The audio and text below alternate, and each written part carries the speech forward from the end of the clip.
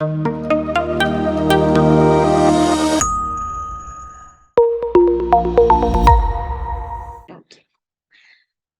നമ്മൾ ഇന്നത്തെ ഒരു സെഷൻ കൊണ്ട് ഉദ്ദേശിക്കുന്നത് നോ യുവർ സബ്ജക്ട് എന്നുള്ളതാണ്. നമ്മുടെ സിലബസ് കംപ്ലീറ്റ് അണ്ടർസ്റ്റാൻഡ് ചെയ്യുക എന്നുള്ളതാണ് നമ്മൾ ഉദ്ദേശിക്കുന്നത്. അപ്പൊ നമ്മുടെ കോഴ്സിന്റെ പേര് നിങ്ങൾക്ക് അറിയാം, കോഴ്സ് അല്ല, പ്രോഗ്രാമിന്റെ കോഡ് BA ഓണേഴ്സ് സൈക്കോളജി അല്ലെ. നമ്മൾ പഠിക്കുന്നത് BA ഓണേഴ്സ് സൈക്കോളജി ആണ്.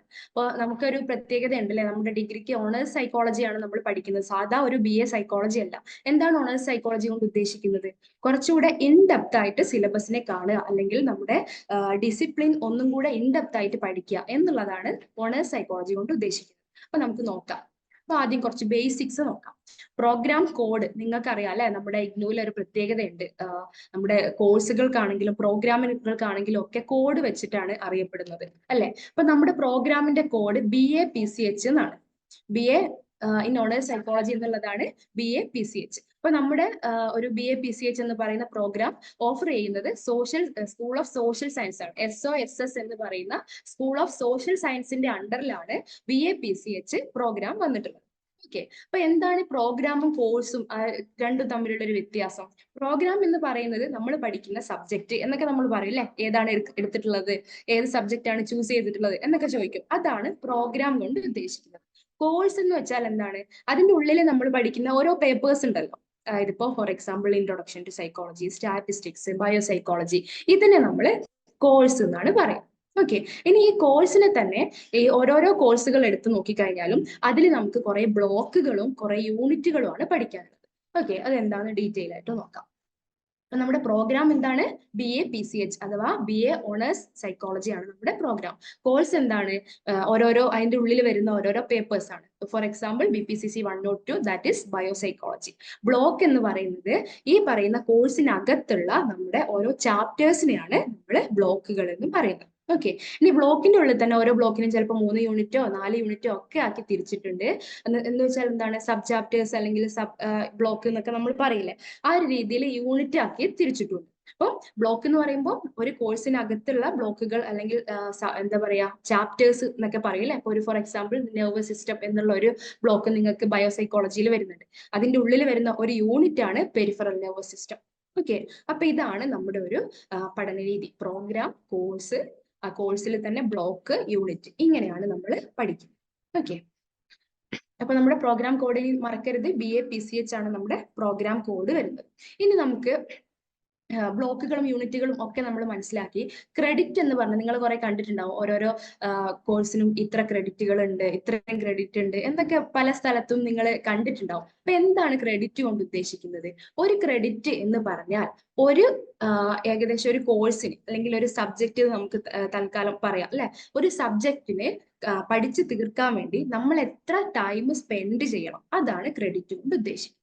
ഓക്കെ, അപ്പൊ 1 credit equal to 30 hours of study എന്നാണ് പറയാം. ഒരു ക്രെഡിറ്റ് എന്നുകൊണ്ട് ഉദ്ദേശിക്കുന്നത് 30 hours ആണ്. ഓക്കെ, അപ്പൊ ഈ ഒരു 30 hours നമ്മൾ ഇപ്പൊ ഒരു 4 ക്രെഡിറ്റ് ഒരു സബ്ജക്റ്റിന് വേണ്ടിയിട്ട് നമ്മൾ സ്പെൻഡ് ചെയ്യണം എന്ന് പറഞ്ഞാൽ, അല്ലെങ്കിൽ 4 ക്രെഡിറ്റ് ആണ് ഒരു സബ്ജക്റ്റിന് ഉള്ളത് എന്ന് പറഞ്ഞാൽ 4 into 30, അപ്പൊ എത്ര പറയും? 120 hours ആണ് ഒരു കോഴ്സിന് വേണ്ടി നമ്മൾ സ്പെൻഡ് ചെയ്യേണ്ടതെന്നാണ് അതിന്റെ അർത്ഥം. ഓക്കെ, ഇത്തരത്തിലാണ് നമ്മൾ ക്രെഡിറ്റ് സിസ്റ്റം ഇവിടെ ഉദ്ദേശിക്കുന്നത്. പല യൂണിവേഴ്സിറ്റികളിലും നോക്കിക്കഴിഞ്ഞാൽ പല തരത്തിലുള്ള ക്രെഡിറ്റ് സിസ്റ്റവും നിങ്ങൾക്ക് കാണും. ഇവിടെ നമ്മുടെ ഒരു ഓരോ സബ്ജക്റ്റിനും അല്ലെങ്കിൽ ഓരോ കോഴ്സിനും കൊടുത്തിട്ടുള്ള ക്രെഡിറ്റ് സിസ്റ്റം നിങ്ങൾ കൃത്യമായിട്ട് നോട്ട് ചെയ്യാം. ഓക്കെ, അപ്പൊ ഇനി നമ്മൾ അങ്ങോട്ട് ക്രെഡിറ്റ് എന്താന്ന് നോക്കി, അതുപോലെ കോഴ്സ്, പ്രോഗ്രാം ഒക്കെ മനസ്സിലാക്കി. ഇനി ഓരോരോ പേപ്പേഴ്സിനെ നമുക്ക് നോക്കാം. നിങ്ങൾക്ക് ആർക്കെങ്കിലും നോട്ട് ചെയ്യണമെന്നുണ്ടെങ്കിൽ ഒരു പെന്നും ബുക്കും ഒക്കെ എടുത്തു വെച്ചിട്ട് നോട്ട് ചെയ്ത് വെക്കുക. ഓക്കെ, ഓക്കെ, അപ്പൊ BA PCH അഥവാ BA ഓണേഴ്സ് ഇൻ സൈക്കോളജി പ്രോഗ്രാമിൽ നമുക്ക് 3 വർഷം കൊണ്ട് ടോട്ടൽ 26 കോഴ്സസ് ആണ് കംപ്ലീറ്റ് ചെയ്യേണ്ടത്. 3 വർഷം കൊണ്ട് total 26 courses and total credits വരുന്നത് 148 ആണ്. 3 വർഷത്തെ കാര്യമാണ് കേട്ടോ പറയുന്നത്, ഒറ്റ വർഷമല്ല. 3 വർഷം കൊണ്ട് 26. അതിൽ ഫസ്റ്റ് ഇയറിൽ നമുക്ക് 8 പേപ്പർ വരും, സെക്കൻഡ് ഇയറിൽ 10 പേപ്പേഴ്സ്, തേർഡ് ഇയറിൽ വരുമ്പോൾ വീണ്ടും 8 പേപ്പേഴ്സ്, ഇങ്ങനെയാണ് 26 വരുന്നത്.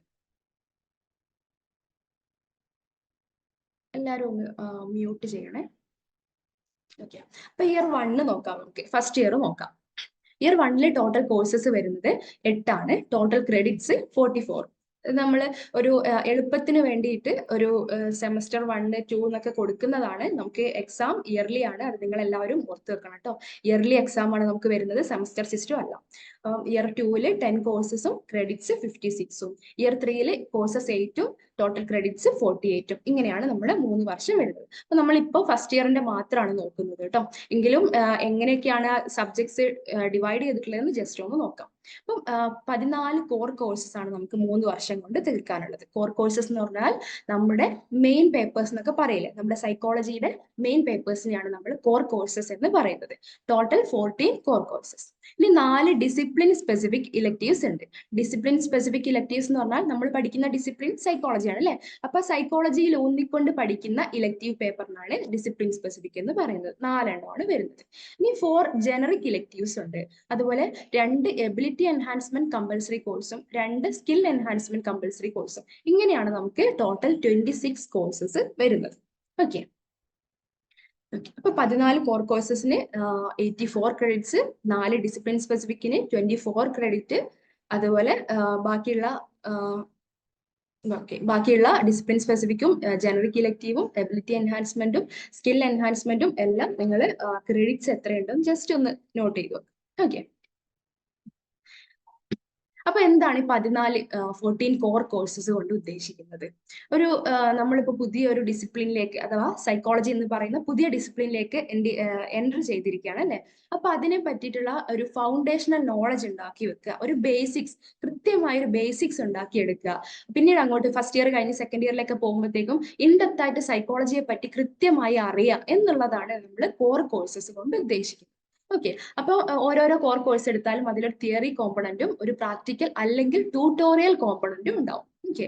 പ്രാക്ടിക്കൽ എന്ന് പറയുമ്പോൾ നമ്മൾ പഠിക്കുന്ന പല കാര്യങ്ങളും പ്രാക്ടിക്കലി അപ്ലൈ ചെയ്ത് പഠിക്കുക എന്നുള്ളതാണ് ഉദ്ദേശിക്കുന്നത്. ട്യൂട്ടോറിയൽ എന്ന് പറഞ്ഞാൽ കുറച്ച് മുന്നോട്ട് പോകുമ്പോൾ വ്യക്തമായിട്ട് പറഞ്ഞു തരാം. ഓക്കെ. അപ്പം 6 ക്രെഡിറ്റ്സ് ഫോർ ഈച്ച് ആണ് വരുന്നത്. ഓക്കെ. അതായത് ഓരോ കോർ കോഴ്സിനും 6 ക്രെഡിറ്റ് ആണ് വരുന്നത്. അതിൽ 4 ക്രെഡിറ്റ് ഫോർ തിയറിയും 2 ക്രെഡിറ്റ്സ് ഫോർ പ്രാക്ടിക്കൽ അല്ലെങ്കിൽ ട്യൂട്ടോറിയൽ, അങ്ങനെയാണ് വരുന്നത്. ഓക്കെ. അപ്പൊ നമുക്ക് കോർ കോഴ്സസ് നോക്കാം. ഫസ്റ്റ് ഇയറിലെ കോർ കോഴ്സസ് 4 എണ്ണമാണ് വരുന്നത്. ഒന്ന് BPCC 101 എന്ന് വെച്ചാൽ introduction to psychology, 2 BPCC 102 bio psychology, BPCC 103 psychology of individual difference, BPCC 104 statistical method for psychological research. അപ്പം ഇത്രയാണ് നമ്മുടെ ഫസ്റ്റ് ഇയറിലെ 4 കോർ കോഴ്സസ് വരുന്നത്. ഓക്കെ. അപ്പൊ നമുക്ക് ഫസ്റ്റ് ഇയറിന്റെ കാര്യം മാത്രം നോക്കാം. എല്ലാം കൂടെ നോക്കിക്കഴിഞ്ഞാൽ നമുക്ക് ആകെ കൺഫ്യൂഷൻ ആവും. ഓക്കെ. പിന്നെ 4 ഡിസിപ്ലിൻ സ്പെസിഫിക് ഇലക്ടീവ്സ് എന്ന് പറയുന്നത് നമുക്ക് തേർഡ് ഇയറിൽ വരുന്നതാണ്. അപ്പോൾ അത് ജസ്റ്റ് ഒന്ന് എന്തിനാണെന്നുള്ളത് മാത്രം പറയാം. കുറച്ചും കൂടെ നമുക്ക് നമ്മുടെ ഒരു കോർ കോഴ്സസിലേക്ക് കുറച്ചുകൂടെ ഒരു സ്പെഷ്യലൈസ്ഡ് ഏരിയാസിനെ പരിചയപ്പെടുത്തുക എന്നുള്ളതാണ് നമ്മുടെ ഡിസിപ്ലിൻ സ്പെസിഫിക് ഇലക്ടീവ്സ് കൊണ്ട് ഉദ്ദേശിക്കുന്നത്. അതായത് നമ്മളിപ്പം നമ്മുടെ കോർ കോഴ്സുകളെ ഇങ്ങനെ പഠിച്ചു പോകുന്നതിനിടയിൽ പല പല ഏരിയാസും നമുക്ക് അതിന് ബ്രാഞ്ചസ് ആയിട്ട് ഒരുപാട് കിടക്കുന്നുണ്ടാവും. അതിൽ കുറച്ചുകൂടെ എന്തെങ്കിലുമൊക്കെ ബ്രാഞ്ചസിൽ അല്ലെങ്കിൽ ഒരു സ്പെഷ്യലൈസ് ചെയ്യുന്ന തരത്തിൽ നമുക്ക് അതിൽ നോളജ്, ബേസിക് നോളജുകൾ ഉണ്ടാക്കിയെടുക്കുക. അതാണ് ശരിക്കും 4 ഡിസിപ്ലിൻ സ്പെസിഫിക് ഇലക്ടീവ്സ് കൊണ്ട് നമുക്ക് കിട്ടുന്ന ഗുണം. ഓക്കെ. ഇപ്പൊ സെമസ്റ്റർ 5ലും 6ലും എന്ന് വെച്ചാൽ ലാസ്റ്റ് തേർഡ് ഇയറിലാണ് നമുക്ക് ഈ ഒരു DSCs വരുന്നത്. ഒന്ന് പോസിറ്റീവ് സൈക്കോളജി, ഒന്ന് എൻവയോൺമെന്റൽ psychology, forensic psychology and dissertation എന്ന് പറയുമ്പോൾ പ്രോജക്റ്റ്. നമ്മൾ സെക്കൻഡ് ഇയറിൽ റിസർച്ചിന്റെ പേപ്പർ പഠിക്കും, അതിനുശേഷം അത് പ്രോജക്റ്റ് ആയിട്ട് അപ്ലൈ ചെയ്ത് പഠിക്കുന്നതാണ് തേർഡ് ഇയറിലെ ഡിസർട്ടേഷൻ. ഓക്കെ. പിന്നെ നമുക്ക് 4 ജനറിക് എലക്ടീവ്സ് വരുന്നുണ്ട്, അത് നമുക്ക് ഡീറ്റെയിൽ ആയിട്ട് നോക്കാം. പിന്നെ 2 എബിലിറ്റി എൻഹാൻസ്മെന്റ് കമ്പൽസറി കോഴ്സും വരുന്നുണ്ട്, 2 സ്കിൽ എൻഹാൻസ്മെന്റ് കമ്പൽസറി കോഴ്സും വരുന്നുണ്ട്. ഓക്കെ. അപ്പൊ ഇതാണ് നമ്മുടെ ഒരു 3 വർഷത്തെ പേപ്പേഴ്സിന്റെ ഒരു ആകെ തുക എന്നൊക്കെ വേണമെങ്കിൽ പറയാം. ഇയർ 1ലും ഇയർ 2ലും ഇയർ 3ലും നമുക്ക് കാണുന്ന ഒരു മൊത്തത്തിലുള്ള 26 കോഴ്സസിന്റെയും ഒരു സ്ട്രക്ചർ ആണ് ഈ കാണുന്നത്. ഓക്കെ. അപ്പൊ നമുക്ക് ഫസ്റ്റ് ഇയറിന്റെ സിലബസ് ഓവർവ്യൂ നോക്കാം. Total course 26, total credit 148. Okay. അപ്പം ഇയർ 1ൽ നമ്മൾ ഓൾറെഡി പറഞ്ഞു 8 പേപ്പറാണ് ഉള്ളത്. അപ്പൊ അതിലൊരു സെമസ്റ്ററുകളാക്കി തിരിക്കുകയാണെങ്കിൽ നമുക്ക് ഒരു സെമസ്റ്ററിൽ ടോട്ടൽ 4 കോഴ്സ് ആയിട്ട് എടുക്കാം. അപ്പൊ അത് 2 കോർ കോഴ്സസ് വരും, ഒരു ജനറിക് ഇലക്ടീവ്, ഒരു എബിലിറ്റി എൻഹാൻസ്മെന്റ് കമ്പൽസറി കോഴ്സ്. ഇങ്ങനെ ഈക്വൽ ആയിട്ടാണ് നമ്മൾ 2 സെമസ്റ്ററിനെയും ഡിവൈഡ് ചെയ്തിട്ടുള്ളത്. ഓക്കെ. സെയിം ആണ് സെമസ്റ്റർ 2ലും വരുന്നത്. അപ്പോൾ ഇയർ 1-ലെ സെമസ്റ്റർ 1 ഏതൊക്കെയാ നോക്കാം. ഫോർ കോഴ്സസ് ആണ് വരുന്നത്. 2 കോർ കോഴ്സസിൽ ഒന്ന് ഇൻട്രൊഡക്ഷൻ ടു സൈക്കോളജി, പിന്നെ ഒന്ന് ബയോസൈക്കോളജി, പിന്നെ ഒരു generic elective Indian society images and realities, പിന്നെ ഒരു എബിലിറ്റി എൻഹാൻസ്മെന്റ് കമ്പൽസറി കോഴ്സ് വരുന്നത് എൻവയോൺമെന്റൽ സ്റ്റഡീസ്. സെക്കൻഡ് സെം വരുമ്പോൾ കോർ കോഴ്സസിൽ ഒന്ന് സൈക്കോളജി ഓഫ് ഇൻഡിവിജ്വൽ ഡിഫറൻസും വേറൊന്ന് statistical method for psychological research 1 ആണ്. പിന്നെ ജനറിക് ഇലക്റ്റീവ് വരുന്നത് ജെൻഡർ സെൻസിറ്റൈസേഷൻ, സൊസൈറ്റി ആൻഡ് കൾച്ചറും, എബിലിറ്റി എൻഹാൻസ്മെന്റ് കമ്പൽസറി കോഴ്സിലെ ഇംഗ്ലീഷ് കമ്മ്യൂണിക്കേഷൻ സ്കിൽസും. ഇതാണ് നമ്മുടെ 8 പേപ്പേഴ്സ് എന്ന് പറയുന്നത്, അല്ലെങ്കിൽ 8 കോഴ്സസ് എന്ന് പറയുന്നത് ഫസ്റ്റ് ഇയറിലെ. ഓക്കെ, അപ്പോൾ നമ്മുടെ ഫസ്റ്റത്തെ കോർ കോഴ്സ് ആയിട്ടുള്ള BPCC 101 ഇൻട്രൊഡക്ഷൻ ടു സൈക്കോളജിക്ക് നമുക്ക് 6 ക്രെഡിറ്റ് ആണ് വരുന്നത്. അതിൽ ഒരു പ്രാക്ടിക്കൽ ഉണ്ട്. ഓക്കെ, അതിൽ 6 ക്രെഡിറ്റിൽ 2 ആണ് പ്രാക്ടിക്കലിന് വരുന്നത്, 4 ഫോർ തിയറി. ഇനി രണ്ടാമത്തത് ബയോസൈക്കോളജി ആണ്. ഇതിനും 6 ക്രെഡിറ്റ് ആണ് വരുന്നത്. പക്ഷെ ഇവിടെ ഒരു പ്രത്യേകതയുണ്ട്, പ്രാക്ടിക്കൽ ഇല്ല, പകരം ട്യൂട്ടോറിയൽ ആണ് വരുന്നത്. ഓക്കെ, അപ്പൊ എന്താണ് ഇൻട്രൊഡക്ഷൻ ടു സൈക്കോളജി നോക്കാം. അപ്പം പേര് കേൾക്കുമ്പോൾ തന്നെ നിങ്ങൾക്ക് ഏകദേശം ഒരു ഐഡിയ ഉണ്ടാവും അല്ലെ, എന്താണ് ഇൻട്രൊഡക്ഷൻ ടു സൈക്കോളജി എന്നതുകൊണ്ട് ഉദ്ദേശിക്കുന്നതെന്ന്. ഈ സൈക്കോളജിക്ക് ഒരു ഇൻട്രൊഡക്ഷൻ, ശരിക്കും പറഞ്ഞാൽ അത് തന്നെയാണ് ഇൻട്രൊഡക്ഷൻ ടു സൈക്കോളജി കൊണ്ട് ഉദ്ദേശിക്കുന്നത്. നമ്മൾ പുതിയ ഒരു ഡിസിപ്ലിനിലേക്ക് പഠിക്കുന്ന സമയത്ത് അതിന്റെ ബേസിക് ആയിട്ടുള്ള എല്ലാ കാര്യങ്ങളും നമ്മൾ അറിഞ്ഞിരിക്കണം അല്ലെ. ഒരു ബേസിക് ഫൗണ്ടേഷണൽ കോൺസെപ്റ്റ്സ് മനസ്സിലാക്കുക എന്നുള്ളതാണ് ഇൻട്രൊഡക്ഷൻ ടു സൈക്കോളജി കൊണ്ട് ഉദ്ദേശിക്കുന്നത്. അതായത് അത് എങ്ങനെയാണ് ഇന്നത്തെ രീതിയിലേക്ക് ഡെവലപ്പ് ചെയ്ത് വന്നിട്ടുള്ളത്, അതിന്റെ ഹിസ്റ്റോറിക്കൽ ഡെവലപ്മെന്റ്സ് എങ്ങനെയാണ്, അതുപോലെ തന്നെ സൈക്കോളജി എന്ന് പറയുന്നത് ഇന്നിപ്പോ സയന്റിഫിക് സ്റ്റഡി എന്നാണ് പറയുന്നത് അല്ലെ. അപ്പൊ ഒരു സയന്റിഫിക് സ്റ്റഡിയിലേക്ക് എത്തിച്ചേരാനുണ്ടായ സാഹചര്യങ്ങൾ എന്തൊക്കെയാണ്, അങ്ങനെ വന്നതിൽ ഉണ്ടാവുന്ന പ്രത്യേകതകൾ എന്തൊക്കെയാണ്, അതേപോലെ തന്നെ ബേസിക് കോൺസെപ്റ്റ്സ് ഓഫ് സൈക്കോളജി, ഇങ്ങനെയുള്ള കാര്യങ്ങളാണ് ഇൻട്രൊഡക്ഷൻ ടു സൈക്കോളജിയിൽ നമ്മൾ പഠിക്കുന്നത്. ഇനി ഇതിന്റെ കൂടെ നമുക്ക് പ്രാക്ടിക്കലും കൂടെ വരുന്നുണ്ട്. പ്രാക്ടിക്കൽ എന്ന് പറഞ്ഞാല് ഇപ്പോൾ ഫോർ എക്സാമ്പിൾ നമ്മളിപ്പോൾ അതില് പെർസെപ്ഷനെ പറ്റിയിട്ടൊക്കെ പഠിക്കാറുണ്ട്. അതായത് നമ്മൾ ഇല്യൂഷൻ എന്നൊക്കെ നിങ്ങൾ കേട്ടിട്ടില്ലേ, ഇല്യൂഷൻ ഒക്കെ പോലെയുള്ള കുറച്ച് ബേസിക് ടോപ്പിക്സുകൾ നമ്മൾ പഠിക്കാറുണ്ട്. ആ പറയുന്ന ടോപ്പിക്കുകൾ അതൊക്കെ നമ്മൾ ഇങ്ങനെ തിയറിറ്റിക്കൽ പഠിച്ചു പോകുന്ന സമയത്ത് അതെങ്ങനെ പ്രാക്ടിക്കലി അപ്ലൈ ചെയ്യാം എന്നുള്ളതാണ് ഈ ഒരു പ്രാക്ടിക്കൽ കൊണ്ട് ഉദ്ദേശിക്കുന്നത്. ഓക്കെ, ഓരോരോ കാര്യങ്ങൾ നമ്മൾ പഠിക്കുന്ന കോൺസെപ്റ്റ്സുകൾ എങ്ങനെ നമ്മുടെ ലൈഫിൽ അപ്ലൈ ചെയ്യുന്നു, എങ്ങനെയാണ് നിത്യജീവിതത്തിൽ അതിന്റെ ഒരു ഇമ്പോർട്ടൻസ് വരുന്നത്, ഇങ്ങനത്തെ കാര്യങ്ങളൊക്കെയാണ് നമ്മൾ പ്രാക്ടിക്കലിലൂടെ ചെയ്ത് പഠിക്കുന്നുണ്ടാവും. ഓക്കെ, ഇനി രണ്ടാമത്തെ പേപ്പർ ബയോസൈക്കോളജി ആണ്. ഇവിടെ 4 തിയറി പ്ലസ് 2 ട്യൂട്ടോറിയൽ ആണ് ഉള്ളത്. ഓക്കെ, അപ്പം ഈ ഒരു ബയോസൈക്കോളജി എന്ന് വെച്ചാൽ role of biology in human behaviour, അതാണ് ബയോസൈക്കോളജി കൊണ്ട് ഉദ്ദേശിക്കുന്നത്. അപ്പൊ പ്ലസ് സൈക്കോളജി, ആ ഒരു കണക്ഷൻ ആണ് അവിടെ പഠിക്കുന്നത്. മെയിൻ ആയിട്ട് നമ്മളെ നെർവസ് സിസ്റ്റം അതുപോലെ എൻഡോക്രൈൻ സിസ്റ്റം ഒക്കെയാണ് നമ്മൾ ബയോസൈക്കോളജിയിൽ പഠിക്കുന്നത്. ഇപ്പോൾ നമ്മൾ ഓരോരോ ഇമോഷണൽ ചേഞ്ചസ് ഉണ്ടാവുന്ന സമയത്ത്, അതുപോലെ ബിഹേവിയറൽ ചേഞ്ചസ്, എന്തെങ്കിലും ഒരു സംഭവം ഒക്കെ, അല്ലെങ്കിൽ നമ്മൾ ഒരു ആക്സിഡന്റ് ഒക്കെ സംഭവിച്ചു കഴിഞ്ഞാൽ ചിലപ്പോൾ ബിഹേവിയറിലൊക്കെ ചേഞ്ച് ഉണ്ടാകുമ്പോൾ പറയാറുണ്ട്, ബ്രെയിനിൽ എന്തോ സംഭവിച്ചതിന് ശേഷം, പരിക്ക് പറ്റിയതിന് ശേഷം ആളുടെ സ്വഭാവത്തിലൊക്കെ ആകെ ചേഞ്ച് വന്നു എന്നൊക്കെ നമ്മൾ പറയാറുണ്ട് അല്ലെ. അപ്പൊ അതിന്റെയൊക്കെ കാരണം എന്താണ്, നമ്മുടെ ബിഹേവിയറിന് ഒരു ബയോളജിക്കൽ കണക്ഷൻ ഉണ്ട് അല്ലെ. ആ ഒരു കണക്ഷനെ പഠിക്കുന്ന പേപ്പറാണ് ബയോസൈക്കോളജി. ഓക്കെ, ഇവിടെ പിന്നെ നമുക്ക് പ്രാക്ടിക്കലിന് പകരം ട്യൂട്ടോറിയൽ ആണ് വരുന്നത്. എന്ന് വെച്ചാൽ ഒരു എക്സ്ട്രാ ആക്ടിവിറ്റി ആണ്. ഒരു പ്രാക്ടിക്കലിന് പകരം നമുക്ക് എക്സ്ട്രാ തിയറട്ടിക്കൽ നോളജ് കിട്ടാൻ വേണ്ടിയിട്ടുള്ള എക്സ്ട്രാ ആക്ടിവിറ്റി ആണ് ട്യൂട്ടോറിയലിലൂടെ നമുക്ക് കിട്ടുന്നുണ്ടാവും. ഓക്കെ, അപ്പൊ ഇനി നമ്മൾ 2 കോർ കോഴ്സസ് ആണ് ഇപ്പൊ നോക്കിയത് ഫസ്റ്റ് സെമ്മിൽ വരുന്നത്. ഇനി ഒരു ജനറിക് ഇലക്റ്റീവും ഉണ്ട്, ഒരു AECCയും ഉണ്ട്. അപ്പൊ ജനറിക് ഇലക്റ്റീവ് ഏതാണ്, Indian society images and realities. ഇതിനും 6 ക്രെഡിറ്റ്സ് ആണ് വരുന്നത്. ഇപ്പൊ Indian society images and realities എന്ന് പറഞ്ഞാൽ എന്താണ്, ഇന്ത്യൻ സൊസൈറ്റിക്ക് ഒരു ഇൻട്രൊഡക്ഷൻ തരിക എന്നുള്ളതാണ്. ഒരു ഇന്റർ ഡിസിപ്ലിനറി കോഴ്സ് ആണ് അല്ലെ. ഇന്ത്യൻ സൊസൈറ്റി എന്നൊക്കെ കേൾക്കുമ്പോൾ തന്നെ അറിയാം അല്ലെ, ഇന്ത്യ എന്ന് പറഞ്ഞാൽ തന്നെ ഒരു ഡൈവേഴ്സിറ്റി കൊണ്ട് പ്രത്യേകതയുള്ള ഒരു രാഷ്ട്രമാണ് നമ്മുടേത്. അപ്പൊ ഇവിടെ ഇഷ്ടം പോലെ കൾച്ചറും സൊസൈറ്റീസും പഠിക്കാൻ നമുക്കുണ്ട്. നമ്മുടെ ഓരോരോ culture, family, marriage, caste, class, അങ്ങനെ നമുക്ക് എണ്ണിയാൽ തീരാത്ത അത്രയും വൈവിധ്യങ്ങളുള്ള ഒരു കൾച്ചറാണ് നമ്മുടേത്. അപ്പൊ അതിൽ വളരെ ഇമ്പോർട്ടന്റ് ആയിട്ടുള്ള കുറച്ച് കൾച്ചറും അതേപോലെ സൊസൈറ്റീസിനെയും പറ്റി പഠിക്കുന്ന ഒരു പേപ്പറാണ് ഇന്ത്യൻ സൊസൈറ്റി. പിന്നെ വരുന്നത് എബിലിറ്റി എൻഹാൻസ്മെന്റ് കമ്പൽസറി കോഴ്സ് ആയിട്ടുള്ള എൻവയോൺമെന്റൽ സ്റ്റഡീസ്. നമ്മുടെ പഴയ EVS ഒക്കെ പോലെ തന്നെയാണ് ഇത്. ഓക്കെ, ഇപ്പോൾ ഒരു എൻവയോൺമെന്റൽ ഇഷ്യൂസിനെ പറ്റിയിട്ടൊരു അവയർനെസ് ഉണ്ടാക്കിയെടുക്കുക എന്നുള്ളതാണ് ഈ ഒരു പേപ്പർ കൊണ്ട് ഉദ്ദേശിക്കുന്നത്. ഇനി ഇതിനൊരു പ്രത്യേകതയുണ്ട്, നമ്മുടെ എക്സാം വരുന്നത് OMR ഷീറ്റിൽ നമ്മൾ PSC ഒക്കെ എഴുതുന്ന പോലെ അങ്ങനെയുള്ള ഒരു എക്സാം ആണ് നമുക്ക് എൻവയോൺമെന്റൽ സ്റ്റഡീസിന് വരുന്നത്. ഒബ്ജക്റ്റീവ് ടൈപ്പ് ക്വസ്റ്റ്യൻ ആണ്, ബാക്കിയെല്ലാം നമുക്ക് ഡിസ്ക്രിപ്റ്റീവ് ടൈപ്പ് ആണ്. ഈ ഒരു പേപ്പർ മാത്രം ഒബ്ജക്റ്റീവ് ടൈപ്പിലാണ് എക്സാം വരുന്നത്. ഓക്കെ, ഇനി നമുക്ക് സെമസ്റ്റർ 2 നോക്കാം.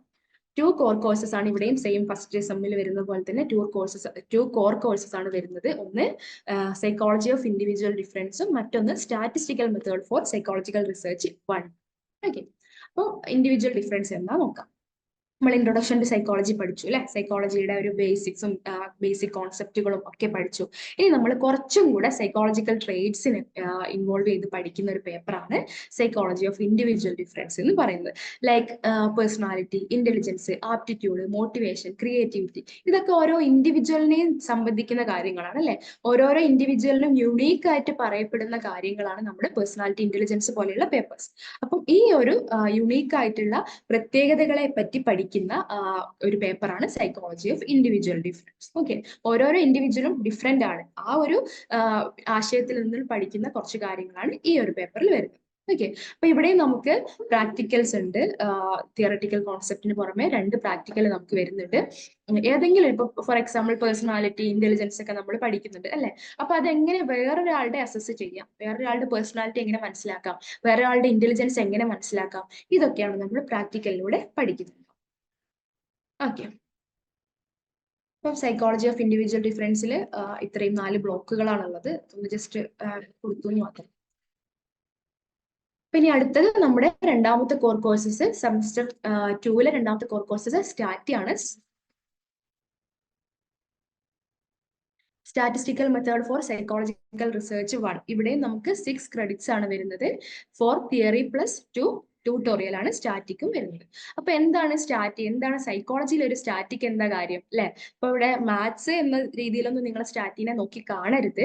ഇതൊരു പിന്നെ മാത്സ് റിലേറ്റഡ് ആയിട്ടുള്ള അങ്ങനെയൊന്നും അല്ല കേട്ടോ. അതായത് നമ്മളിപ്പോ ഒരു സൈക്കോളജി പഠിക്കുന്ന സമയത്ത് സൈക്കോളജിയിൽ ഒരുപാട് തിയറീസും ഒരുപാട് കോൺസെപ്റ്റ്സും കാര്യങ്ങളൊക്കെ ഉണ്ട് അല്ലെ. അപ്പൊ ഇതൊക്കെ വന്നിട്ടുള്ളത് വലിയ വലിയ റിസർച്ചുകൾ കണ്ടക്ട് ചെയ്തിട്ടാണ് നമുക്ക് ഒരുപാട് പിന്നെ എന്താ പറയാ കോൺസെപ്റ്റും തിയറീസും ഒക്കെ വന്നിട്ടുള്ളത്. അപ്പൊ ഇങ്ങനെ റിസർച്ചുകൾ കണ്ടക്ട് ചെയ്യുന്ന സമയത്ത് നമ്മൾ ഡേറ്റ അനാലിസിസ് നടക്കേണ്ടതായിട്ടുണ്ട് അല്ലെ. നമ്മള് ഒരുപാട് ഒരു 500-600 ആളുകളിലൊക്കെ സ്റ്റഡീസ് കണ്ടക്ട് ചെയ്യുമ്പോൾ അതിനെ പല വിധത്തിൽ അനലൈസ് ചെയ്ത് ഒരു കൺക്ലൂഷനിലേക്ക് എത്തിക്കേണ്ടതായിട്ടുള്ള ആവശ്യം നമുക്കുണ്ട്. അപ്പൊ അങ്ങനെ എത്തിക്കാൻ വേണ്ടി നമ്മൾ യൂസ് ചെയ്യുന്ന ബേസിക് സ്റ്റാറ്റിസ്റ്റിക്കൽ മെത്തേഡ്സ് ആണ് നമുക്ക് പഠിക്കാൻ. അത്രയേ ഉള്ളൂ സ്റ്റാറ്റി. ഓക്കെ, അപ്പൊ സ്റ്റാറ്റി വളരെ ബേസിക്സ് ആയിട്ടുള്ളതാണ് നമ്മൾ ഫസ്റ്റ് ഇയറിൽ പഠിക്കുന്നത്. വളരെ വളരെ സിമ്പിൾ ആയിട്ടുള്ള കുറെ കാര്യങ്ങളാണ് ഫസ്റ്റ് ഇയറിൽ പഠിക്കാനുള്ളത്. അപ്പം സ്റ്റാറ്റി എന്ന് കേൾക്കുമ്പോൾ തന്നെ അയ്യോ കണക്ക് എന്നൊന്നും പറഞ്ഞിട്ട് ആരും പിന്നോട്ട് നിൽക്കരുത്. വളരെ സിമ്പിൾ ആയിട്ടുള്ള ബേസിക് ആയിട്ടുള്ള ഒരു പേപ്പറാണ്. ഓക്കെ, പിന്നെ നമുക്കിവിടെ 4 തിയറിയും ട്യൂട്ടോറിയലിന് 2 ആണ് വരുന്നത്. ട്യൂട്ടോറിയൽ നമ്മൾ നേരത്തെ ബയോസൈക്കോളജിക്ക് പറഞ്ഞതുപോലെ തന്നെ ഒരു ആക്ടിവിറ്റീസിലൂടെ കുറച്ചും കൂടെ നമ്മൾ സ്റ്റാറ്റിയെ മനസ്സിലാക്കുക, അതാണ് ട്യൂട്ടോറിയൽ കൊണ്ട് ഉദ്ദേശിക്കുന്നത്. ഓക്കെ, ഇത്രയാണ് നമ്മുടെ 2 കോർ കോഴ്സസ്. ഇനി നമുക്ക് അടുത്ത ഒരു ജനറിക് ഇലക്റ്റീവ് നോക്കാം. അപ്പൊ ഫസ്റ്റ് ഇയറിൽ വരുന്ന രണ്ടാമത്തെ generic elective gender sensitisation, society and culture. 6 credits ആണ് ഇതിനും വരുന്നത്. അപ്പൊ ജെൻഡർ സെൻസിറ്റൈസേഷൻ എന്ന് പറയുമ്പോൾ എന്താണ്, ജെൻഡറുമായി ബന്ധപ്പെട്ടിട്ടുള്ള കാര്യങ്ങൾ അല്ലെ. Gender equality, gender inequality, feminism, patriarchy, matriarchy, ഇങ്ങനെയൊക്കെ പറയുന്ന ടോപ്പിക്സ് ഒക്കെ ഇൻക്ലൂഡ് ചെയ്യുന്ന ഒരു പേപ്പറാണ് ജെൻഡർ സെൻസിറ്റൈസേഷൻ. അപ്പോൾ വയലൻസ് അഗെയിൻസ്റ്റ് വിമൻ, അങ്ങനത്തെ കാര്യങ്ങളൊക്കെ ഭയങ്കര നമ്മുടെ ഇന്നത്തെ സൊസൈറ്റിയിൽ വളരെ ഇമ്പോർട്ടന്റ് ആയിട്ടുള്ള കുറെ ടോപ്പിക്സ് ആണ് അല്ലെ. അപ്പൊ അതുപോലെയുള്ള കാര്യങ്ങളും ജെൻഡർ റോൾസും സോഷ്യലൈസേഷനും അങ്ങനെയൊക്കെ വരുന്ന ഒരു പേപ്പറാണ്. വളരെ ജനറൽ ആയിട്ട് നമുക്ക് ഒരുപാട് കാര്യങ്ങൾ വളരെ പരിചിതമായിട്ടുള്ള കാര്യമായിരിക്കും. നമ്മൾ ഇഷ്ടം പോലെ മീഡിയാസിലൂടെ ഒക്കെ കേൾക്കുന്നതും കാണുന്നതുമായിട്ടുള്ള കാര്യങ്ങളായിരിക്കും. അതൊക്കെ കുറച്ചും കൂടെ ഒന്ന് പഠിച്ചെടുക്കുക എന്നുള്ളതാണ് ഈ ഒരു പേപ്പർ കൊണ്ട് ഉദ്ദേശിക്കുന്നത്. ഓക്കെ, നമുക്ക് ലാസ്റ്റത്തെ പേപ്പർ ആയിട്ടുള്ള ഒരു എബിലിറ്റി എൻഹാൻസ്മെന്റ് കമ്പൽസറി കോഴ്സ് കൂടെ നോക്കാം. ഇംഗ്ലീഷ് കമ്മ്യൂണിക്കേഷൻ സ്കിൽസ് ആണ് വരുന്നത്. ക്രെഡിറ്റ്സ് 4 ആണ് ഇതിന് വരുന്നത്. ഇംഗ്ലീഷ് കമ്മ്യൂണിക്കേഷൻ സ്കിൽസ് അറിയാലോ അല്ലെ. ഇംഗ്ലീഷ് കമ്മ്യൂണിക്കേഷൻ, ഇംഗ്ലീഷിനെ കുറച്ചും കൂടെ വേൾഡ് ലാംഗ്വേജ് ആണ് അല്ലെ, അതിനെ കുറച്ചുകൂടെ അറിയാം, ഒരു ബേസിക്സും കാര്യങ്ങളൊക്കെ മനസ്സിലാക്കുക എന്നുള്ളതാണ്.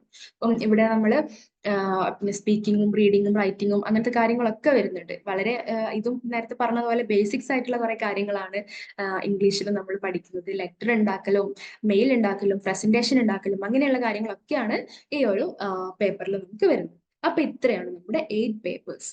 4 core course, 2 ability enhancement compulsory course, പിന്നെ 2 ജനറിക് ഇലക്ടീവ്സ്. ഈ 8 എണ്ണമാണ് നമുക്ക് ഫസ്റ്റ് ഇയറിൽ പഠിക്കാൻ. Okay, okay. അപ്പം ഇതാണ് നമ്മുടെ ഒരു BA-PCH പ്രോഗ്രാമിൽ നമുക്ക് വരുന്നത്. ഇനി നമുക്കിപ്പോൾ നിങ്ങളെല്ലാവരും കേട്ടിട്ടുണ്ടാവും നമ്മുടെ ഡിഗ്രീനെ 4 വർഷത്തേക്ക് എന്നുള്ള ഡിഗ്രിയും PGയും ഒരുമിച്ച് ഒരു ഇന്റഗ്രേറ്റഡ് കോഴ്സ് ആയിട്ട് 4 ഇയർ പ്രോഗ്രാം ആക്കി മാറ്റിയ കാര്യം എല്ലാവരും അറിഞ്ഞിട്ടുണ്ടാവും അല്ലെ? അപ്പൊ നമുക്ക് വളരെയധികം കുറഞ്ഞ സ്റ്റുഡൻസ് മാത്രമേ നമുക്ക് 4 ഇയർ പ്രോഗ്രാമിലുള്ളൂ. അപ്പോൾ അതിൽ നമുക്ക് ഒരു ഇയർ 1 ഫസ്റ്റ് ഇയറിന്റെ കാര്യങ്ങൾ സിലബസും കാര്യങ്ങളും മാത്രമേ നമ്മുടെ ഇഗ്നോ ഔട്ട് ചെയ്തിട്ടുള്ളൂ ഇതുവരെ. എന്തൊക്കെയാണ് എന്നുള്ളത് ജസ്റ്റ് പറഞ്ഞിട്ടുണ്ട്. ഡീറ്റെയിൽ ആയിട്ടുള്ള സിലബസും കാര്യങ്ങളൊന്നും അവര് പുറത്തിറക്കിയിട്ടില്ല.